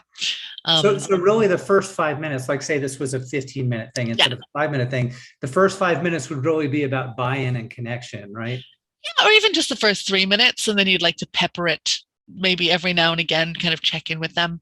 Like I like to have at least one relatable moment per topic, per slide, or whatever it ends up being. So yeah, it doesn't even need to be the full 5 minutes, even just 3 minutes, just something to hook them in and get them feeling like you're on their side first. Makes sense. Otherwise, it's just like teacher telling me what to do, Right, which is not, and I know that's kind of how it got the second half. That's good. That's good feedback. It's your area of expertise, and it's obviously something, and your passion came through. Like at the end, you're like, oh, this is so important. Your passion did come through. Oh, I want to say more. Shut up, timer. Okay, I'll be fast. Really good eye contact. Hands, wonderful. Really great for spatial orientation, breaking down information. When you use your hands, it helps break down the information. We understand things better. So this compared to this. You did a lot of that. That was fantastic. Be careful. When your hands hit your table, your computer is on your table. So if your hands touch your table, your computer goes blah, blah, blah, blah, blah, blah. Oh, okay. Good to know. Not something you have to worry about when you have a TV camera. I'll do this. But when you're yeah, there you go. When you have a proper, film set, it's no big deal. But when you're using your computer, it's just something to be aware of. And I loved your call to action. It was very simple, very clear at the end. A lot of people spend way too much time on the call to action, I feel. And I love that you acknowledged your expertise, you made the call to action, and it was done. And that was it. And I like that. I thought that was very clear. So yeah, really strong. And especially for someone who hasn't been talking off the cuff very much, that was a really, really great start. And it can be fun to start playing with, like different almost chapters of your talk, and playing with. Well, I really liked your napkin idea. Because the outline that was in front of me, I barely looked at it because it's actually an outline for a chapter in a book I'm writing, and it was just too much information. Yeah, so that's why the professor hat came on at some point in the middle when I was actually saying, how do I follow this thing? But, totally. Really good feedback. Thank you. I appreciate it. It's a pleasure. And that's actually another really good point, is that we don't write the way that we speak, and so we put the professor hat on. If we're confronted by a page of text, even if we're not reading it, it puts us into that writing zone, and then we try and speak in a way that isn't natural, because the way that we speak and the way that we write usually isn't the same unless we've cultivated it that way. Right. So yeah, lovely. So anyone positive feedback for Peter, please just type it in the chat. We're not going around because I want to make sure all the speakers have time, because we've got a whole bunch more speakers still to go. So I want to make sure all the speakers have time to go. And welcome to Darina. Did I say it right? No, I said it wrong. You're on mute though, so I can't hear you say it right. Darina. Darina. Okay. I apologize. Thank you. So, Darina, welcome. We're just introducing people as they come in because everyone's dropping in and out. So would you like to take a moment to tell us where you're calling from and why you're here? Yes, my name is Darina. I am in the United States, in New Jersey, Mount Laurel to be exact. And I'm here as a motivational speaker, and I'm looking to tighten up on my skills and hopefully get some feedback on how to be a better motivational speaker, and go from there, see where this takes me. Awesome. You're in the right place. Thank you so much for coming. And sounds like we've got some extra guests in the background there. Oh, yeah. My daughter, I'm sorry. No, it's lovely. Lovely to hear joyful sounds in the background. Thank you. Thank you for having me. Thank you for being here. And just a reminder for everybody, we're alternating speakers and questions. So if you would like to be a speaker, please type speaker in the chat in capital letters so that I can see it, because I'm just going through the chat to make sure that I catch everyone in the order that they asked to be speakers in, because I don't have an assistant today, so that's how we're doing things. All right. As I go through the chat, I need a little like elevator music for when I'm looking through the chat. Okay, great. So, Davina, it looks like you're our next speaker. So, anyone who hasn't spoken yet, you haven't put speaker in the chat because Davina, you're the next one. So Diane and Nicole, just so you know, if you would like to be a speaker, please type speaker in the chat. Davina, you have a moment to relax before you start. I'm not going to put you straight on the spot. I'm gonna answer a question first. So this is why we alternate speakers and questions. So you're not like, oh, it's my turn. Oh my goodness. So I'm going to grab another. If no one has any questions in the moment, I'm going to grab another question from the vault. I do have a question. Oh, perfect. Ask me your question. Okay, my question is, and I would be your elevator music if you wanted me to. Oh. I'll remember that. I sing symphonic metal, so you may not. No.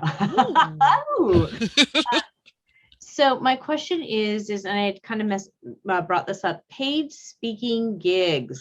How do we find them? How do we connect to get into them? Because I've been putting myself like on podcasts. There's awesome podcasting groups on Facebook and connecting with them. But how do you start finding more of your paid speaking gigs, whether they're Zooms, whether they're lives, especially when you've got a product like what Peter was talking about, writing his book, or you're developing your coaching business or consulting business, or what I was talking about with the needs languages around how your personality communicates. You're trying to get out there. Totally. Right. So I'm going to answer this question with a disclaimer that this is not my area of expertise. I am not a speaking agent. I do get paid to speak sometimes, but it's more kind of something that just falls in my lap. It's not something that I've actively spent a lot of time looking for. So I'm going to give you the limited knowledge that I have and maybe point you in some direction of some resources that might work better. So yeah, podcast, there are some great podcast group. If you're not, and I will include a whole bunch of these, so I've got all these resources rattling around in my brain, but I don't know where they are right now. So I will put them on the Facebook feed after we're done. And I will also send out a thank you email, and I will put all of those resources in the email. So a follow-up email from today, because I don't have the links on me. But I do know that there is a fantastic women in podcasting group run by Jennifer Hensel. If you're not part of that, get part of that, because she has one sheets and templates and all sorts of amazing things to help you mostly get on podcasts, but obviously paid speaking is part of, you know, that world. There is a great, and I hope I get the name of it right. There's a great resource called Speakertunity, which is paid, but they break it down really well. To help you find out what the speaker opportunities are in your area. They've got lots of different resources. I haven't spent a lot of time researching them yet, but it looks pretty impressive. It's this huge database of you can organize it by area, or you can organize it by speciality. And then, so those are the two like main resources that I can think of at the moment, but I know there are others. As far as paid speaking gigs go, definitely I would join the associations, whatever paid speaker associations are in your area. I know I'm in Canada, so there's the Canadian Speakers Association that we could be part of. It does cost a bit to be a part of that, but again, it is an association of professional speakers, so there's a lot of that. There's the Women's Speakers Association, which I'm a part of, which I don't believe is limited to local. I think that might be international, so I'll send you that info. They're amazing. They've got a lot of resources and opportunities going on as well. And yeah, so associations, to get on directories, getting on directories, I think is a big part of it. You know, making sure that your profile is out there, you know, and available, but I don't think that's enough. I think we definitely need media pages on our websites with sizzle reels and, you know, examples of us speaking and what we want to speak of as well, so people can reference that. And then the difficult part is kind of making those contacts, and there's definitely, I'm so spoiled, I just get referrals. Speaking for free at the beginning, in order to get those referrals, can be a way in. I know it's kind of like, well, I want to be paid for speaking, so why am I speaking for free? But there are ways to make money from speaking for free as well. You know, when you're selling your product or, you know, selling a course. And even if there's no sales allowed, if you have an opt-in or a lead magnet, you can still make sales on the back end of that. You know, give a gift to everybody, and then you might get some sales from that. So that's the way I do things. Is I started speaking for free just as a way of getting leads and getting clients, and then I started getting invitations from people who'd been in the audience. And to be honest, that's the way that I did it. But I'm not speaking every 2 weeks, you know. I'm not getting paid to speak every 2 weeks. It's just something I do every month or so as it comes up. So yeah, I would be wary of anyone who asks you to pay to speak. I would be very wary of those. There's a lot of them out there at the moment. To be fair, if someone has, you know, if they're asking like a deposit because they're doing all of the work, then there's kind of like, well, you have to kind of think of like, well, do I get that money back? If I do what I say I'll do as far as marketing goes, then that's kind of, I'm okay with that. But if people actually just want me to pay to speak at their event, no, I get paid. I don't pay to speak events.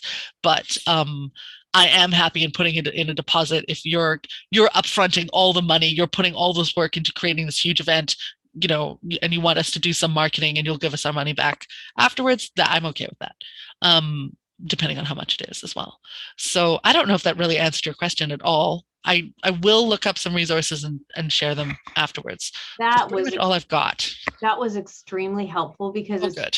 Piece by piece and it's learning. And I have no problem speaking on podcasts for free. I mean, that gets my information out. It's just how do you navigate this? Because it's not that I don't want to pay people to learn their information and learn how to get paid speaking gigs. It's just be really careful who you choose. Well, exactly, because we was looking at marketers and I ended up finding a marketer that ended up not being fully honest, and they had to move states because they had gotten in trouble for fraud.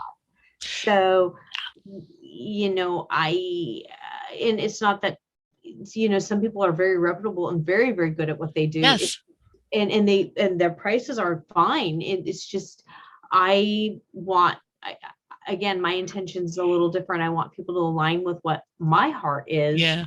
And they may be good for what they're doing, but we want to be on the same mission, the same page. Absolutely. And networking and finding people who align with you and then talking about possible opportunities, that's always a great way to do it. I found some great kind of summit opportunities just through networking and making, like, literally just making friends, like people that I know have their heart in the same place and they're servicing the same people. Sounds terrible. They're giving their services to the same type of people. And yeah, you know, so that kind of thing. Yeah, my experience has been much more organic, but I am aware of some resources, so I will throw them in the thank you email and on Facebook this when it's done. Yeah, and good luck. And I want to give you social distancing hugs for that. Oh. Social distance hugs. Best ever. Thank you. It's an absolute pleasure. I'm glad I could help. This even on something I'm not an expert on. See, we're not always experts and everything. All righty. So, Dayrina, are you ready? You ready to be a speaker?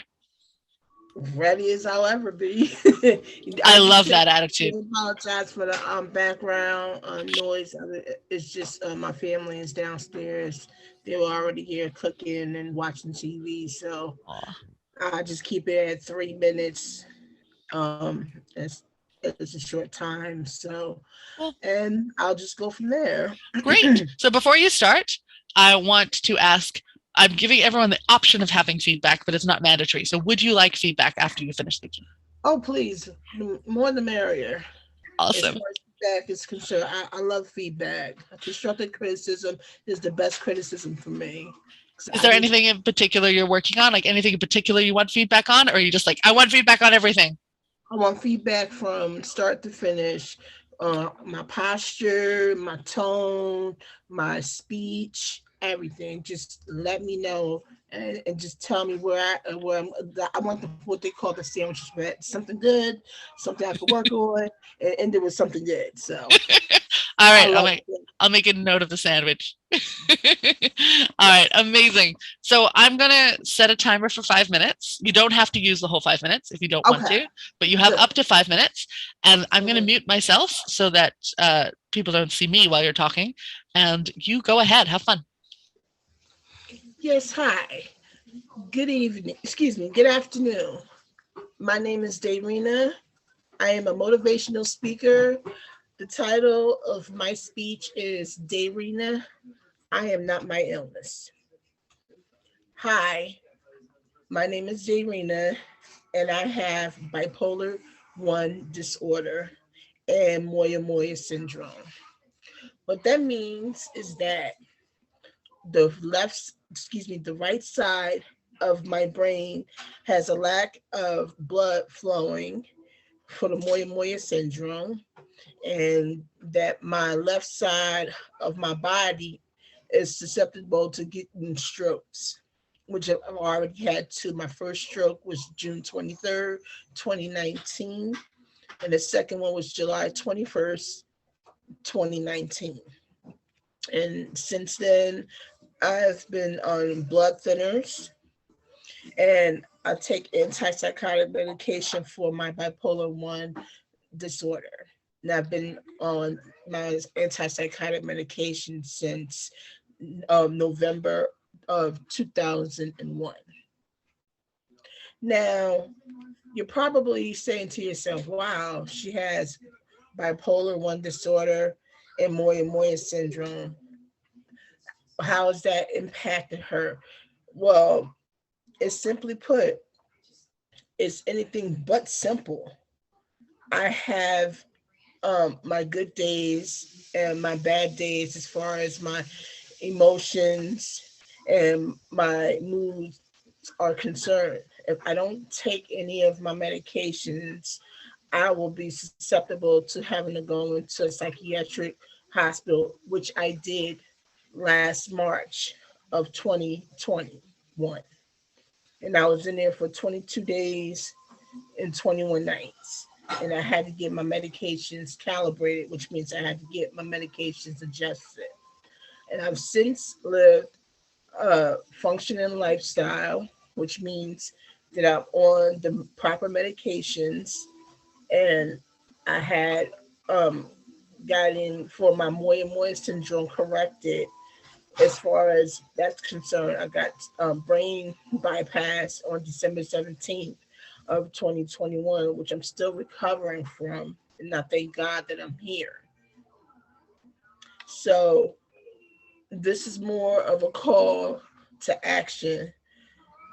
Don't be afraid to talk about your mental health, or in this case, your mental illness / mental disorders. If you have any form of anxiety or depression, it's okay to not be okay. It's okay to not be in the right frame of mind, if you will. But it's not okay to not talk about it, because people around the world are living in silence and living in fear of not being able to talk about their feelings to their loved ones, therefore have a trigger which causes an action, and the action will cause a consequence.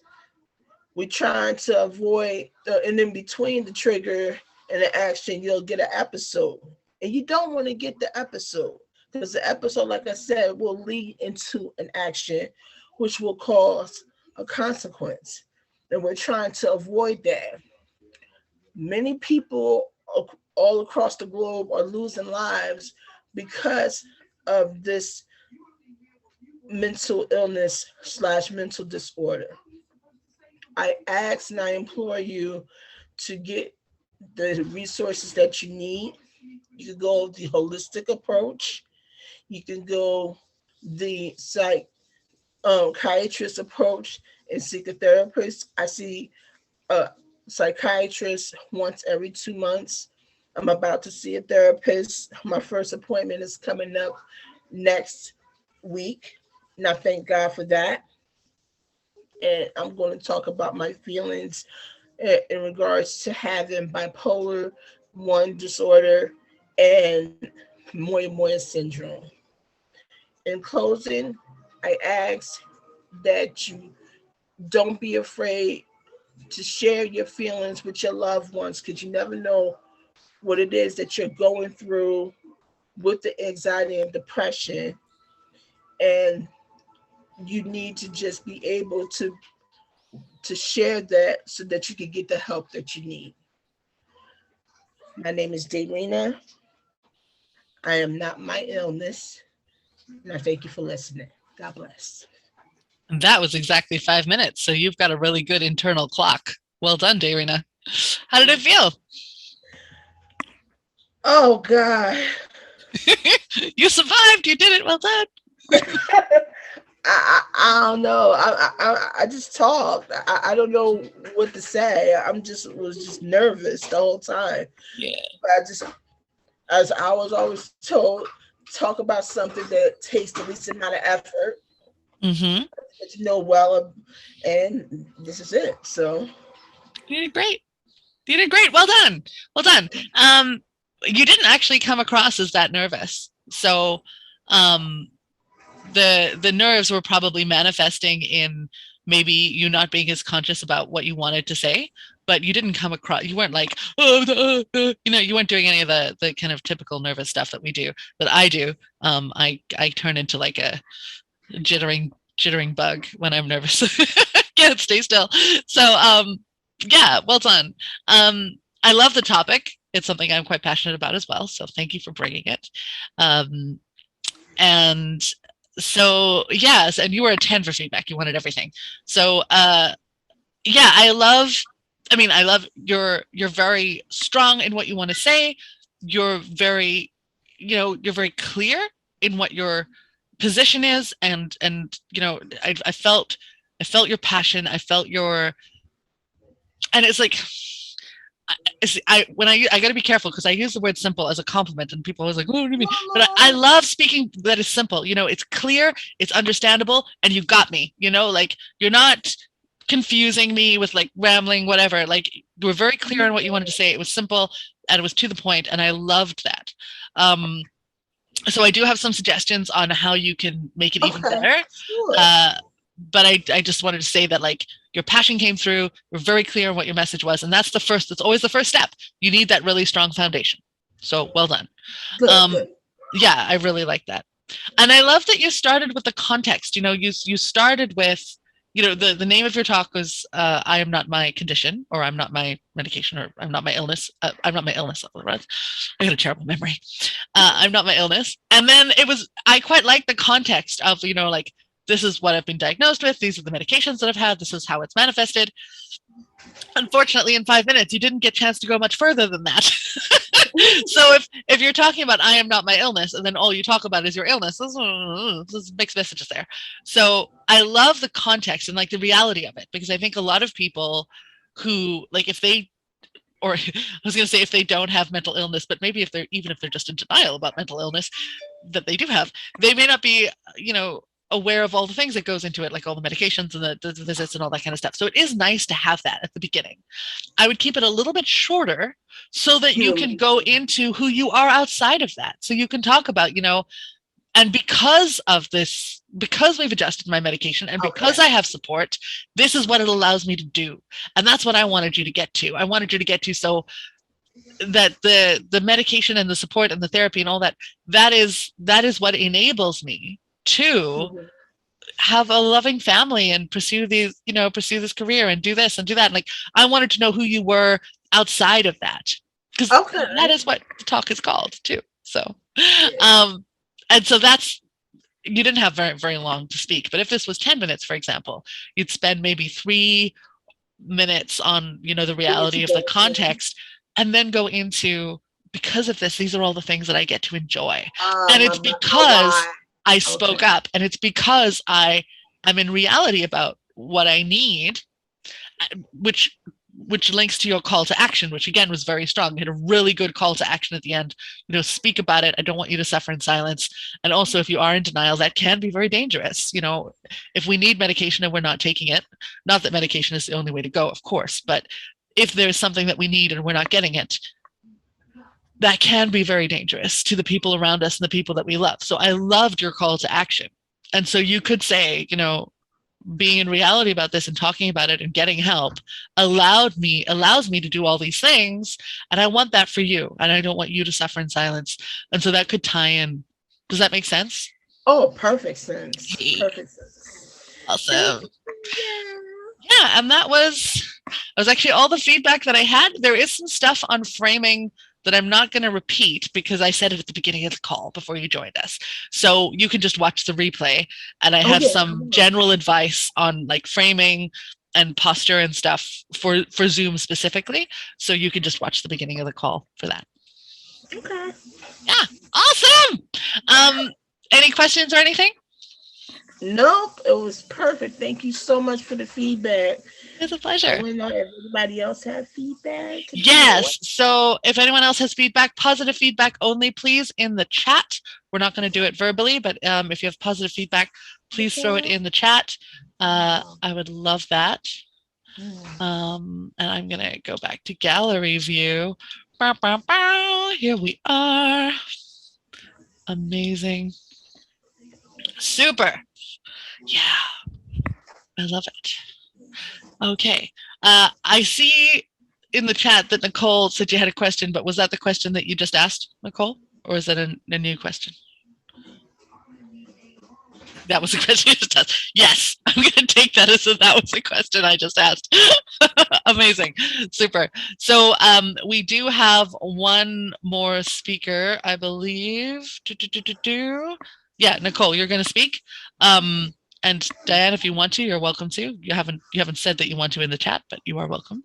But I'm going to stay true to the alternating questions and speakers.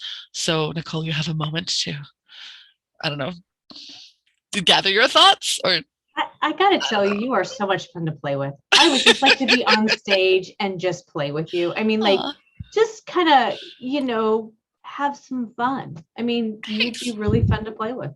Well, and this is something that's really important to me, and I really appreciate you bringing it up. So instead of doing a question, I'm just going to talk about that. Fun is so important. And I think it's a big part of my coaching style, because I think my personal philosophy is that if we don't let ourselves have fun, if we're not enjoying things, if we don't tap into our sense of play, we're not going to be able to go to those dark places or to work as hard or to let ourselves fail. And so if we take things too seriously, I very much at the core of myself believe we take things too seriously, we're never going to reach the potential that we could, especially in training, especially when we're workshopping stuff and we need to be able to fail because that's part of learning, a huge part of learning, to make fools of ourselves. That needs to be part of it. Not that we're not taking things seriously. Fun and not taking things seriously are not the same for me. I take the work that I do very seriously, and I take fun very seriously as well. And I think it's very important that we have that element, that kind of safety net to save us from self-judgment and anxiety and all those other things. So thanks, Nicole. That was lovely. Yeah. You are really super awesome, because I can't tell you how many times I'll be playful with someone like that's a host, and they'll go, "Oh, you're competing with me," and then they'll be like, "I'm like, no, I'm there's playing room with for you." everyone. Yeah, Mhm. and I'm like, no, I'm like, no. So thank you. Well, I do understand that, you know, I've been doing these for a while, and when you're nervous and it's your first time and you're like really scared about going off schedule, then anything that comes in that's different from what you were expecting can feel like a threat. You know, that does happen to us when we're nervous. Is any unexpected anything can throw us off track. But no, I appreciate you. I appreciate everyone coming to play, and I feel like it helps us be vulnerable as well. Like we get to have fun, we get to be vulnerable, we get to be ourselves. And I mean, obviously there are limits to, like I say, anything goes, but of course no hate speech or anything like that. But as far as everything else goes, anything that comes from a good place is welcome. in my space, because I think we need a place to be safe. And I will keep my clothes on because I know that won't go either. I don't know how to blur it out, so I'm glad. No streaking on camera. I would have to, I don't even know. I would have to just turn off your video. I don't even know how I would deal with that. So thank you. Are you ready to speak? Yes, I am. Would you like feedback? Yes, please. What would you like feedback on? You know, you are so amazing and so playful. I'm going to let you choose because I just want you to have fun with me. I love that expression. You're just like, oh, okay, this is going to be really fun. I saw that expression underneath your microphone there to just have fun with. This is going to be a blast. Hold on to your hats, everybody. Nicole's going to take us for a ride. Okay. Amazing. All right, so you've got 5 minutes. I'm going to mute myself, and we'll see where you take us. Okay. So I started a journey a long time ago. Well, that's because I'm a little older. And what I noticed was that our personality models are great at describing who you are. However, they don't help you communicate other than communicating who you are. They don't help you find balance within yourself. So they don't help you not be an obnoxious little twit. And they don't help you learn who the other person is. So that becomes a challenge. So when I'm going out on a date on a profile and I have this list of, maybe my numbers or, my letters, I'm not going to go look you up and figure out who you are. And that makes it really challenging. And, all those other things. So when I was looking at this model, I was like, we really need to figure out how to communicate with each other and discover to bring balance in our lives and discover belonging so we can be in community, because I'm not going to date myself for the rest of my life. I'm not going to parent myself. I'm not going to work by myself for the rest of my life. And I'm not going to be in a relationship with myself for the rest of my life. I need to be in community. So we developed the needs language. And we have 3 booklets out right now, and it's bring balance and belonging, because that's super, super important. And that's how this model developed. Well, the other way I developed with my co-collaborator is brainstorming.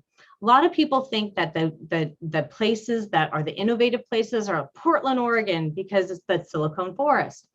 And, other places, I think it's in California, and I think it's Texas.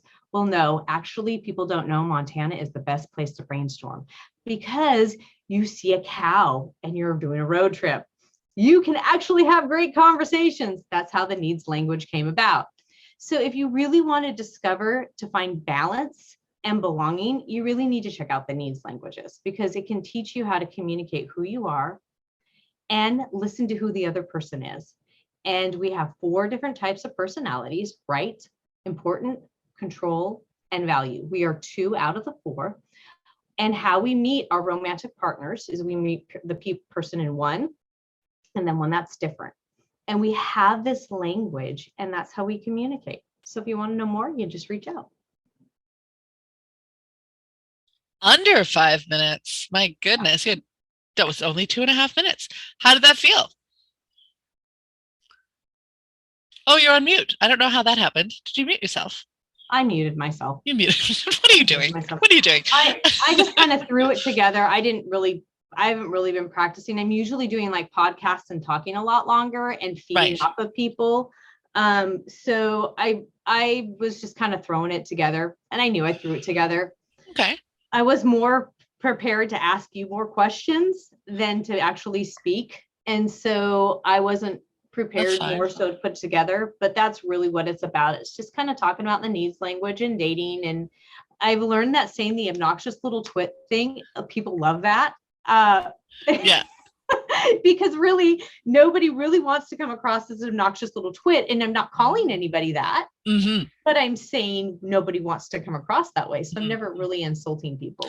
No, you're very inclusive in the way that you approach this, which is nice. There's no finger is being pointed, which is important.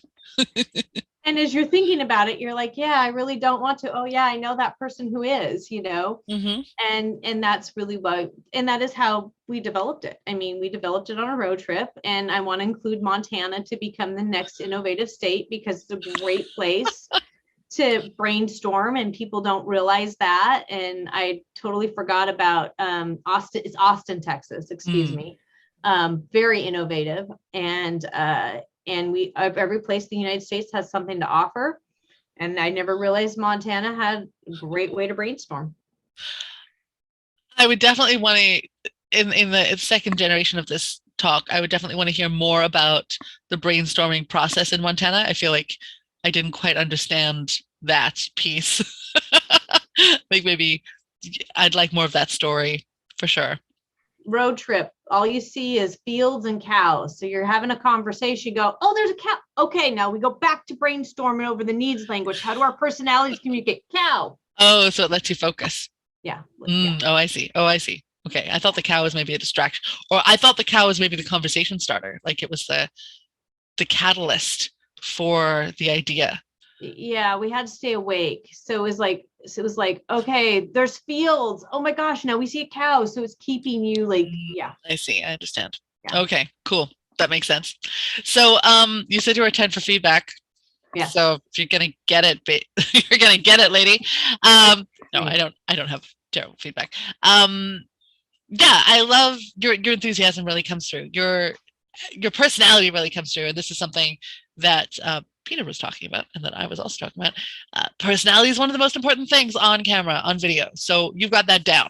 Your personality comes through loud and clear. You're super relatable. You're very likable on camera. And so that's a huge thing that most people have to really work on, that you've got that covered. You don't need to worry about it. It's great.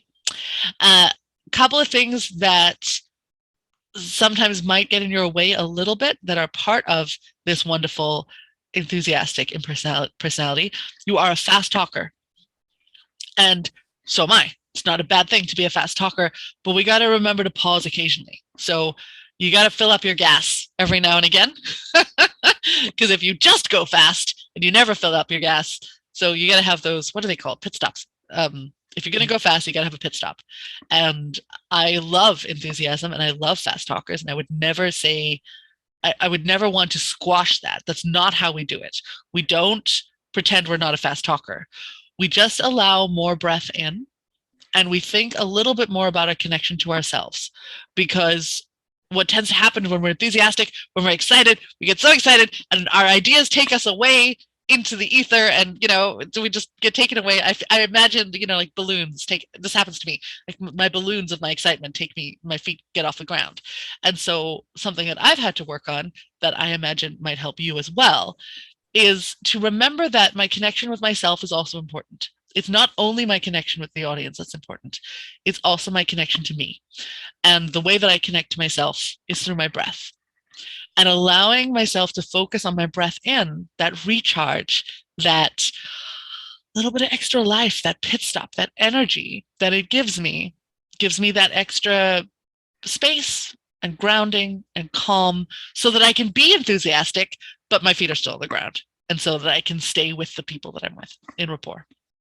That would be my advice for that, because it is lovely, and we don't want to cut away your balloons. We just don't want you to go up so high that they all pop and then you die. And I had about 2 hours of sleep last night. So that'll be the adrenaline kicking in. Yeah, I'm a little more spazzy today. And I'm in that stage of life that is, let's just say I'm a little more like Flash Gordon and a little more hotter than normal. Well, that's good to know. You have some ice cubes nearby. Yes, but I'm not going through that particular. But I'm dealing with a lot of change right now. Fair. Yes. Fair enough. Life is change. Change is good. Change is life. Yeah. No. Fair enough. And being aware of that is important too. Knowing that, I haven't had a lot of sleep, so I might be a little high on adrenaline, a little bit more than usual. That's something to be aware of too. you just went out of focus. I don't know what happened. Oh, it does sometimes. There's two other things that your background is in focus now, and you're not. Oh well. Two other little things. One is that occasionally, and not very often, but kind of more at the beginning, you have quite a bit of, at the beginning, you had quite a bit of upspeak, or what I call it upspeak. Very common in all of the states, but especially in the West Coast and Canada as well. When we go up at the end of a sentence, even if it's not a question, and it is often a sign of excitement or enthusiasm, but it can also undermine our authority because it sounds like we're questioning ourselves. And so it's just something to be aware of. It is amazingly contagious. So if you are near anyone who uses upspeak, you will use upspeak because it's just so sticky, and you got to be careful of it because of that. But being aware of when we get excited, we sometimes use more upspeak. And when we get nervous, we use more upspeak. And that shows our audience that we're feeling less secure, and it will undermine our authority because it's kind of like saying, is this true? Is this true? Will you like me? Instead of, I know this is true. This is what's going on. This is what I'm passionate about. So it's just something to be aware of. You weren't using it way too much, but it was just a little bit more at the beginning, possibly because you're on adrenaline high, possibly because it's a nerve-wracking thing to do. And yeah, the only other thing I wanted, I mean, I love your content is so relatable. You're so like, I wanted some dating stories is what I wanted because you're so fun and you're so funny and you've got all these little, these little hints and stories. If we had more time, I would want you to go into some relatable dating stories and how things can go wrong when we don't have your system, because there's nothing more fun than listening to bad dating stories. Or listening to like IV, like important value people like me that were kind of like, do. We almost run into car. Oh, puppy. Yeah. Yeah. So having some stories of, what it would be like what happens when you don't know your needs, when you just have these personality types and you don't know your needs, what kind of things can happen. Those can be really hilarious, wonderful, relatable stories. So you've probably got a gold mine there. Yeah, or really sad stuff. Yeah, I mean, it can be. Yeah, that's true as well. But I didn't mean to be a bummer there. How you want to, if you want to keep it light or if you want to bring it down a bit, you could sandwich. You could do a funny story and a sad story and a funny story. Yeah. Oh, any questions? That's good. That made sense. I want to give you or another social distance hug. That's really what I want to do. I think you're one of those people that you want to kind of take and put you in, shrink you. I mean, awesome. Your trunk and put you in your pocket and carry you around. You're a pocket. You're a Danielle pocket instead of Polly pocket. You're a Danielle pocket. I love this idea. It would mean I would get more hugs, so I'm totally down with that. We're just gonna work on the technology. And then people can take me around and they could have like a voice coach in their pocket. How cool would that be? Ooh, you could market that. You could market your little voice coach, like your avatar. Yeah. Oh. We're gonna have to work on this technology and make me smaller. Or just have a really good avatar where you're, like a good avatar where you're, when you're coaching, if people are like, avatar coacher. Yeah, maybe on the shoulder. I have a friend who already does an in the pocket thing, so I don't want to steal hers. She does English in her pocket for English pronunciation. So I could maybe be your voice coach on your shoulder, like an angel on your shoulder, or a devil. Even better. Ooh, you could the critique on the shoulder. Ooh, now you got a marketing strategy.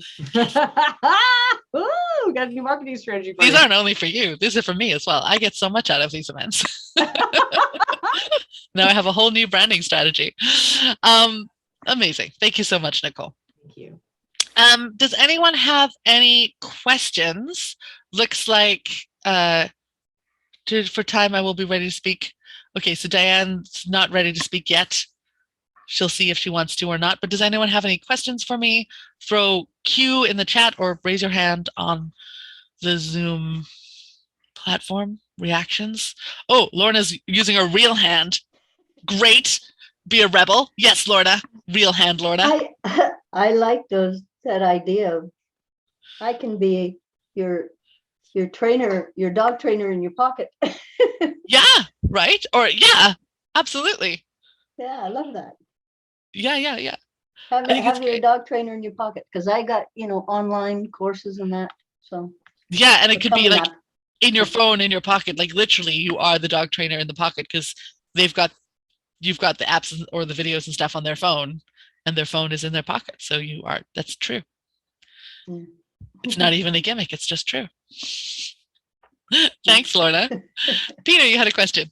Yeah, I actually have to jump off of a 1:30 call, but I just, you're so good at the feedback and providing the direction. I just wanted to ask, what do you think are the top 3 things that I might want to focus on before my next public speaking? Oh, that's a great question. In a tall order, I'm sorry. It is a tall order. I'm going to say the first thing you should do is book a free vocal needs assessment with me so that we can figure out the other 2. Okay. Yeah, I don't like to jump to recommendations too quickly because I think people are complex and we did get to know each other a little bit, but it was only 5 minutes. Right. So yeah, book a vocal needs assessment with me. It's free. There's no strings attached. It's just a nice way of kind of us getting to know each other, and I'll throw it in the chat here. Okay. Yeah, because then I can give you some more solid, grounded advice in actual reality, as opposed to me just pulling something out of my bum. Appreciate that. Thank you. But I think the napkin plan, if I was to choose one thing, I would say the napkin plan would be a good place to start. Very cool. Thank you. Thanks so much, Peter. Any other questions? No silence.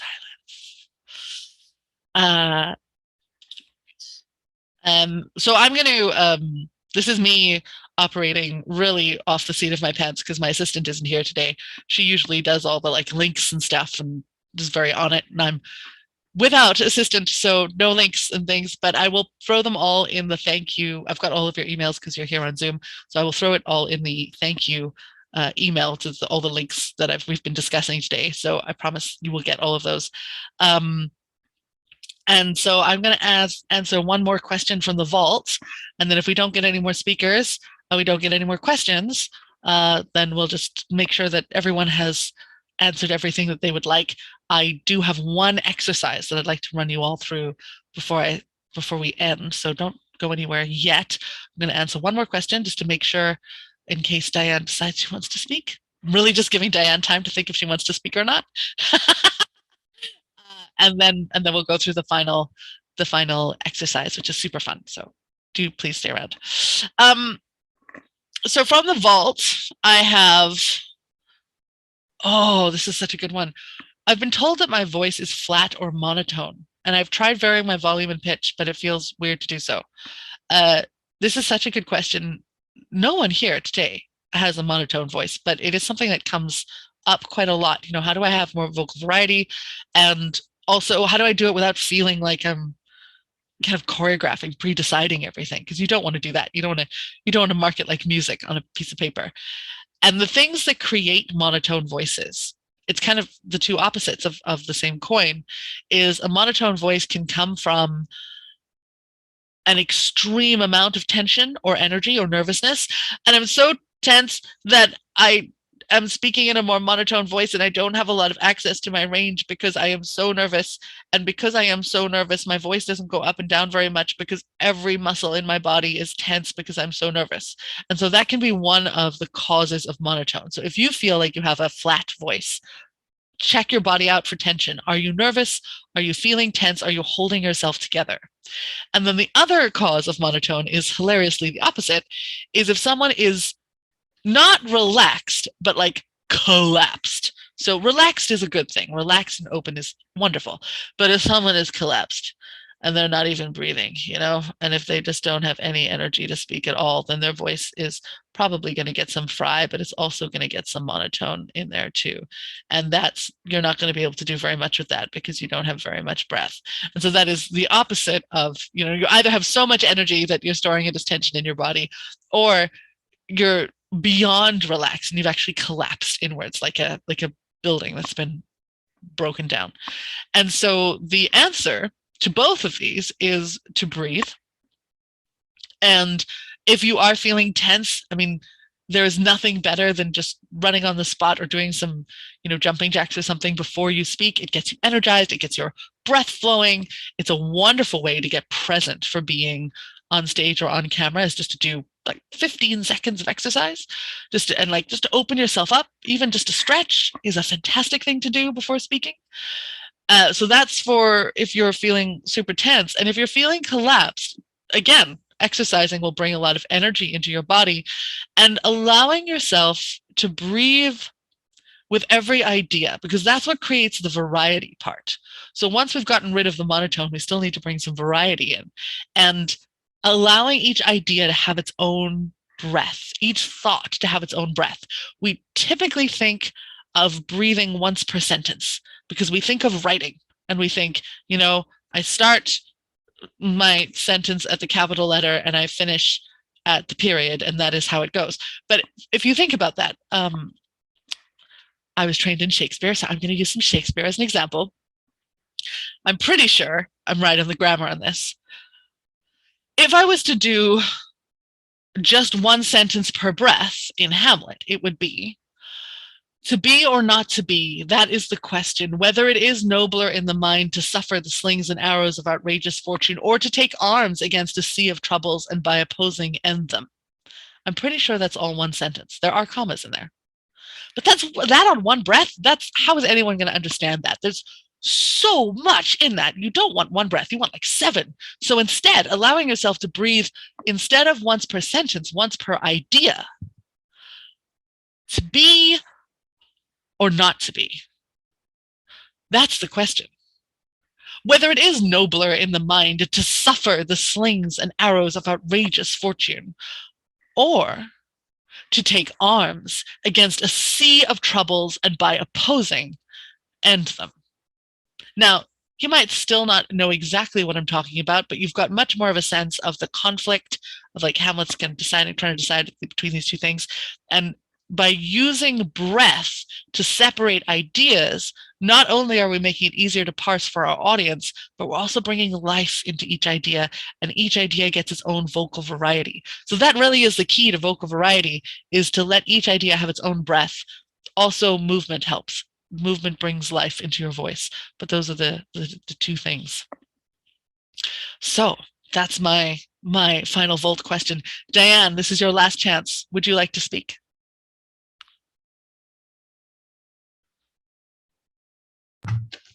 Sure, it looks like I have break here, so. Okay. Can you hear me okay? Can you hear me? Yes, I can hear you just fine. So let's put us on speaker. What are you talking about today? Or what do you want feedback? That was supposed to be my question. Yeah. You do want feedback. I'm going to go into my story. Okay. We worked on a few years ago now. So, yes. That's what okay. Your microphone is picking up whatever you're touching, so just don't touch your desk while you're speaking. Don't touch your desk while you're speaking. Okay.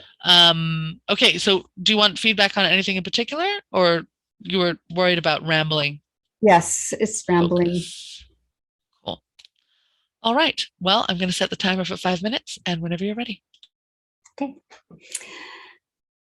Hello, everybody. I am Diane Hume, and I am a neuro-linguistic programming master trainer, and also a workshop facilitator. And I'm here today to just tell you a little bit about how to utilize neuro-linguistic programming in your life and what it's done for me in my life. And what I found is when I was 6 years old, I was staying with my grandparents, and we were having dinner, and it was a very nice day outside, but inside there was we were making a meal, and I could smell the spaghetti in the in the pot and with the garlic. And I remember smelling also red wine and hearing this clatter of slamming down glass. And I could see that in the faces of my parents and my grandparents, that there was tension in their face. And suddenly my grandfather got really thirsty, I'm going to say, thirsty with alcohol. And he was drinking and drinking and drinking to the point where he was falling down. And what happened was my grandmother jumped out and said, "Stop drinking." And he got upset and went and held my grandmother over the railing and said, "Are you going to stop nagging me about my drinking, or I'm going to drop you?" And at this point, I'm 6 years old, and I'm looking up at my grandfather and saying in my mind, "Please put my grandmother down. And grandmother, please don't say another word." He finally put her down and she was okay. However, I was not so much okay, and this had carried on into my life with a lot of fear of speaking. So neuro-linguistic programming has really assisted me in that. And I'm just going to go over some of the things that it can do for you by finding sometimes that one thing that is holding us back, but to realize that there's a positive intention, because our minds are 95% unconscious or subconscious, you might want to call it, and 5% conscious. So these programs can be running in the backs of our minds without even realizing it. And this can affect how we are in our everyday life. That's why I've created this program that will get in deeper with how we can relate to what is going on in our past, but to look at it in an objective way that will actually assist us in our success, in our business, in our lives, in whatever it is that we're wanting to do. And it also spills out into our relationships, which is the cornerstone for everything in our lives, relationships. So what I have is a program that is a 3-day event that gets us really, really into that Live Your Life Now, it's called, and we get in deep. Now, there's also a complimentary neuro-linguistic programming taste of NLP, we call it. And this will just give you that taste of how neuro-linguistic programming can work for you. Sorry, getting that call. Yes, so that's how this can be running our lives, and we can work out a program for you. You can go to my website, dianehume.com. Exactly 5 minutes. Good internal clock, Diane. So how did that feel, sharing that? It feels like you maybe just came, like, were you just prepping that just before you jumped on? Yeah. How did that feel? Yeah, that was good. Just a little choppy. Felt my holding my breath, and throwing in some what I'm offering kind of at the end there. And yeah, just more practice. Yeah, for sure. And the choppiness will definitely, especially if you're at this kind of event and you're like, oh, I have something to say, and you just like jot some notes down quickly. Everything is choppy when we're getting used to it. And being aware of that and that's part of the process. So depending on where you are in your process, if you're just at the point of deciding what to say, it's going to be choppy because you're still deciding. You're still in the process of deciding. If once you're in flow, then that's a different thing. So yeah, absolutely. Good awareness, great awareness. You wanted feedback on focus specifically, so that's what I'm going to do. Focus of the content as well as a little bit about your delivery. But I do have one question that isn't related to focus. Have you had a cold or been sick recently? No. Okay. You've got a bit of an audible inhale going on. I can hear when you're breathing in. And so that can be related to, like, if you've had long COVID or if you have asthma or something, we can hear it. But also it's a sign that there's tension. It's a sign that you're sucking the air in instead of allowing it, pulling it in through the intercostal muscles and the floating ribs and the floating ribs, intercostal, same thing. Lower abdomen breathing, and you're pulling air in with your throat instead of breathing into the lower abdomen. So it's just something to be aware of. It can be a symptom of sickness because your lungs get, or it can be tension. So just be aware of that and do a little bit of a stretch and deep breathe before you speak. Super. So as far as content and focus goes, I mean, we've worked on your story before. I love your story. I think it's very powerful. I wanted to know why you were telling it to us, because you just kind of said, hey, this is what I do. And then you just launched into the story. I was like, whoa. 5 minutes. Yeah, I've only got 5 minutes. So I think maybe something that might help is, hey, this is who I am. This is what I do.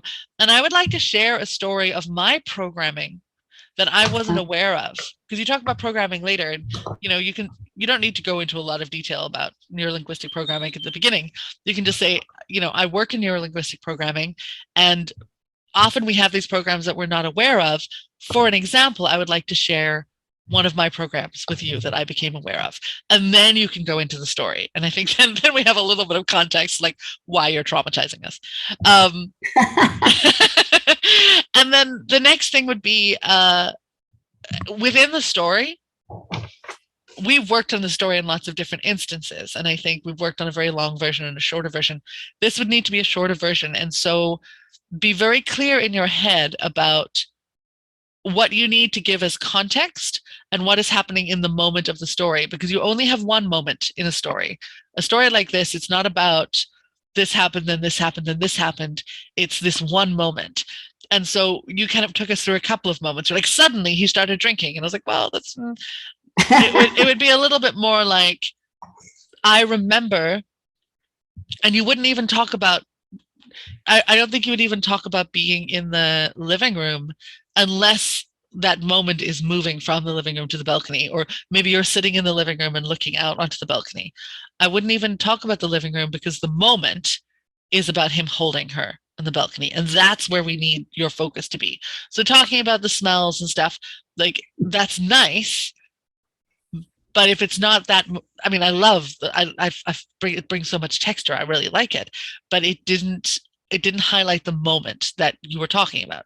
And you kind of almost, because it's such a powerful moment, you almost kind of brushed past the moment and didn't give it enough justice. And you kind of talked about the context a little bit too much.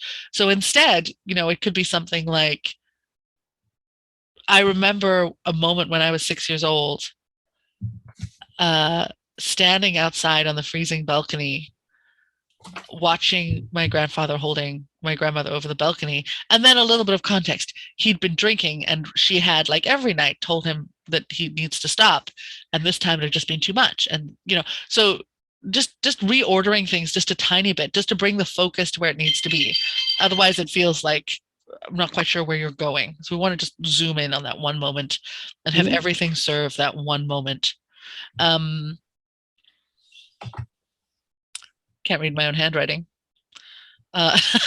Oh, be careful of the word program, because you've just used the word program for like neurolinguistic programming, and they're like, and I have this program. And I was like, oh, could I have a training or a course or something else? Could you use a different word? Just because the word those two words, programs, are right next to each other. And call to action, only ever have one call to action.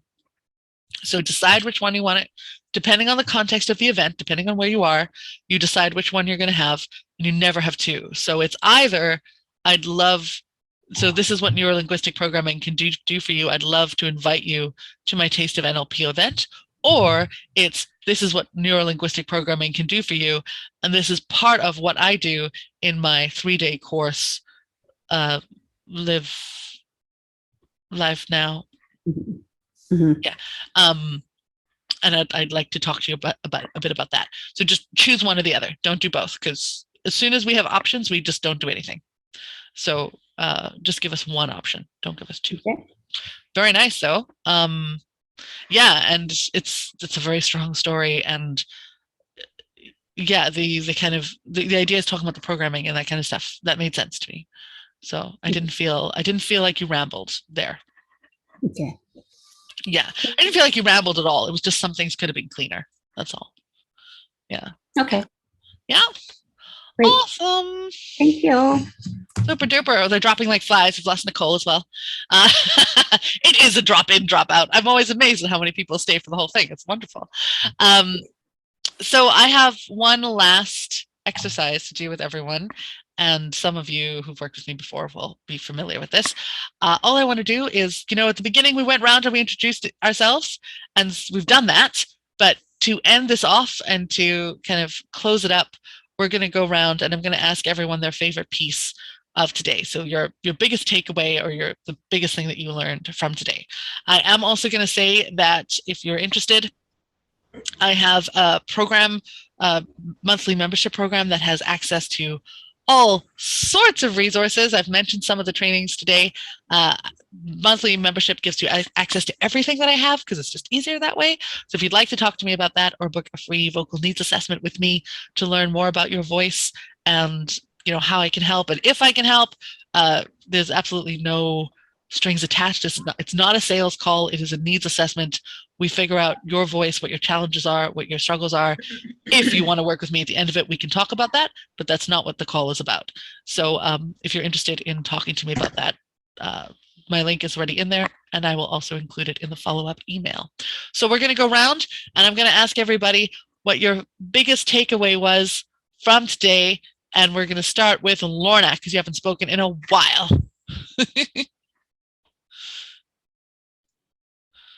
Well, I always like your feedback of everybody. So, and I get little tips in that, like that one little tip that I got there about being the dog trainer in your pocket. That was really good. Yeah. So Amazing. yeah. Wonderful. That's what I got out of it. I always get little tips from you, and I like all the other people's speaking and that. And super. Thanks so much, Lorna. We're just going to go around here, around my screen. Odell, what was your favorite piece of today? Well, there's so many. I would say allowing more space when space is necessary. I think almost everybody needed to do that at some point when they were talking. I was aware of that, probably because you had mentioned it, but just having an awareness of ourselves within the moment of speaking. So yeah, that one, allowing space where space is necessary. And that means being in confident space and listening within the moment. So thank you. Beautiful. Very well put. Thank you so much, Odell. Thank you. David, what was your favorite thing from today? I think it's about timing. A lot of some of the speakers were right on. It was wonderful. I was a little over, so I'm taking that one, something we need to work on, and to fit the whole understandable story into a certain time frame. Mm. Well, and it is arbitrary. I mean, if you're making your own videos, you get to choose what time frame you have. But if you're at an event that has a cutoff, figuring out how to do that. Thanks so much, David. Okay. Darina, what was your favorite thing about today? My favorite thing about today was me being able to speak about my story and getting the feedback on how I can use more about like how I progressed in my everyday life and how I'm moving forward, and not just focus on my illness, just the topic itself. So that was, I mean, getting the constructive criticism that I needed. So I think I'm definitely ready to fly my wings. Awesome. That's what I like to hear. Thank you so much. Great. And Diane, what was your favorite thing about today? Yeah, meeting new people and hearing these stories, amazing. And then learning from Danielle how to improve. And it's always a delight because I learned so much from the feedback of others for others as well. So I appreciate you all being vulnerable and coming out and being here as well. I really appreciated it. Thank you. Beautiful. Yeah, and I would like to also extend my gratitude to everybody for trusting me with, giving you feedback. That's always a scary thing, to receive feedback from someone, especially if it's someone you don't know very well. So I really appreciate everyone bringing their stories and bringing the vulnerability and playing with us today. I think this is an absolute awesome event. I had a great time, and I hope you did too.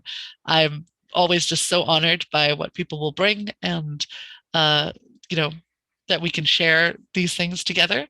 I will be doing another one of these probably April or May, but I do have more regular events, as I said, in my membership portal. So if you're interested in talking to me about that, let me know.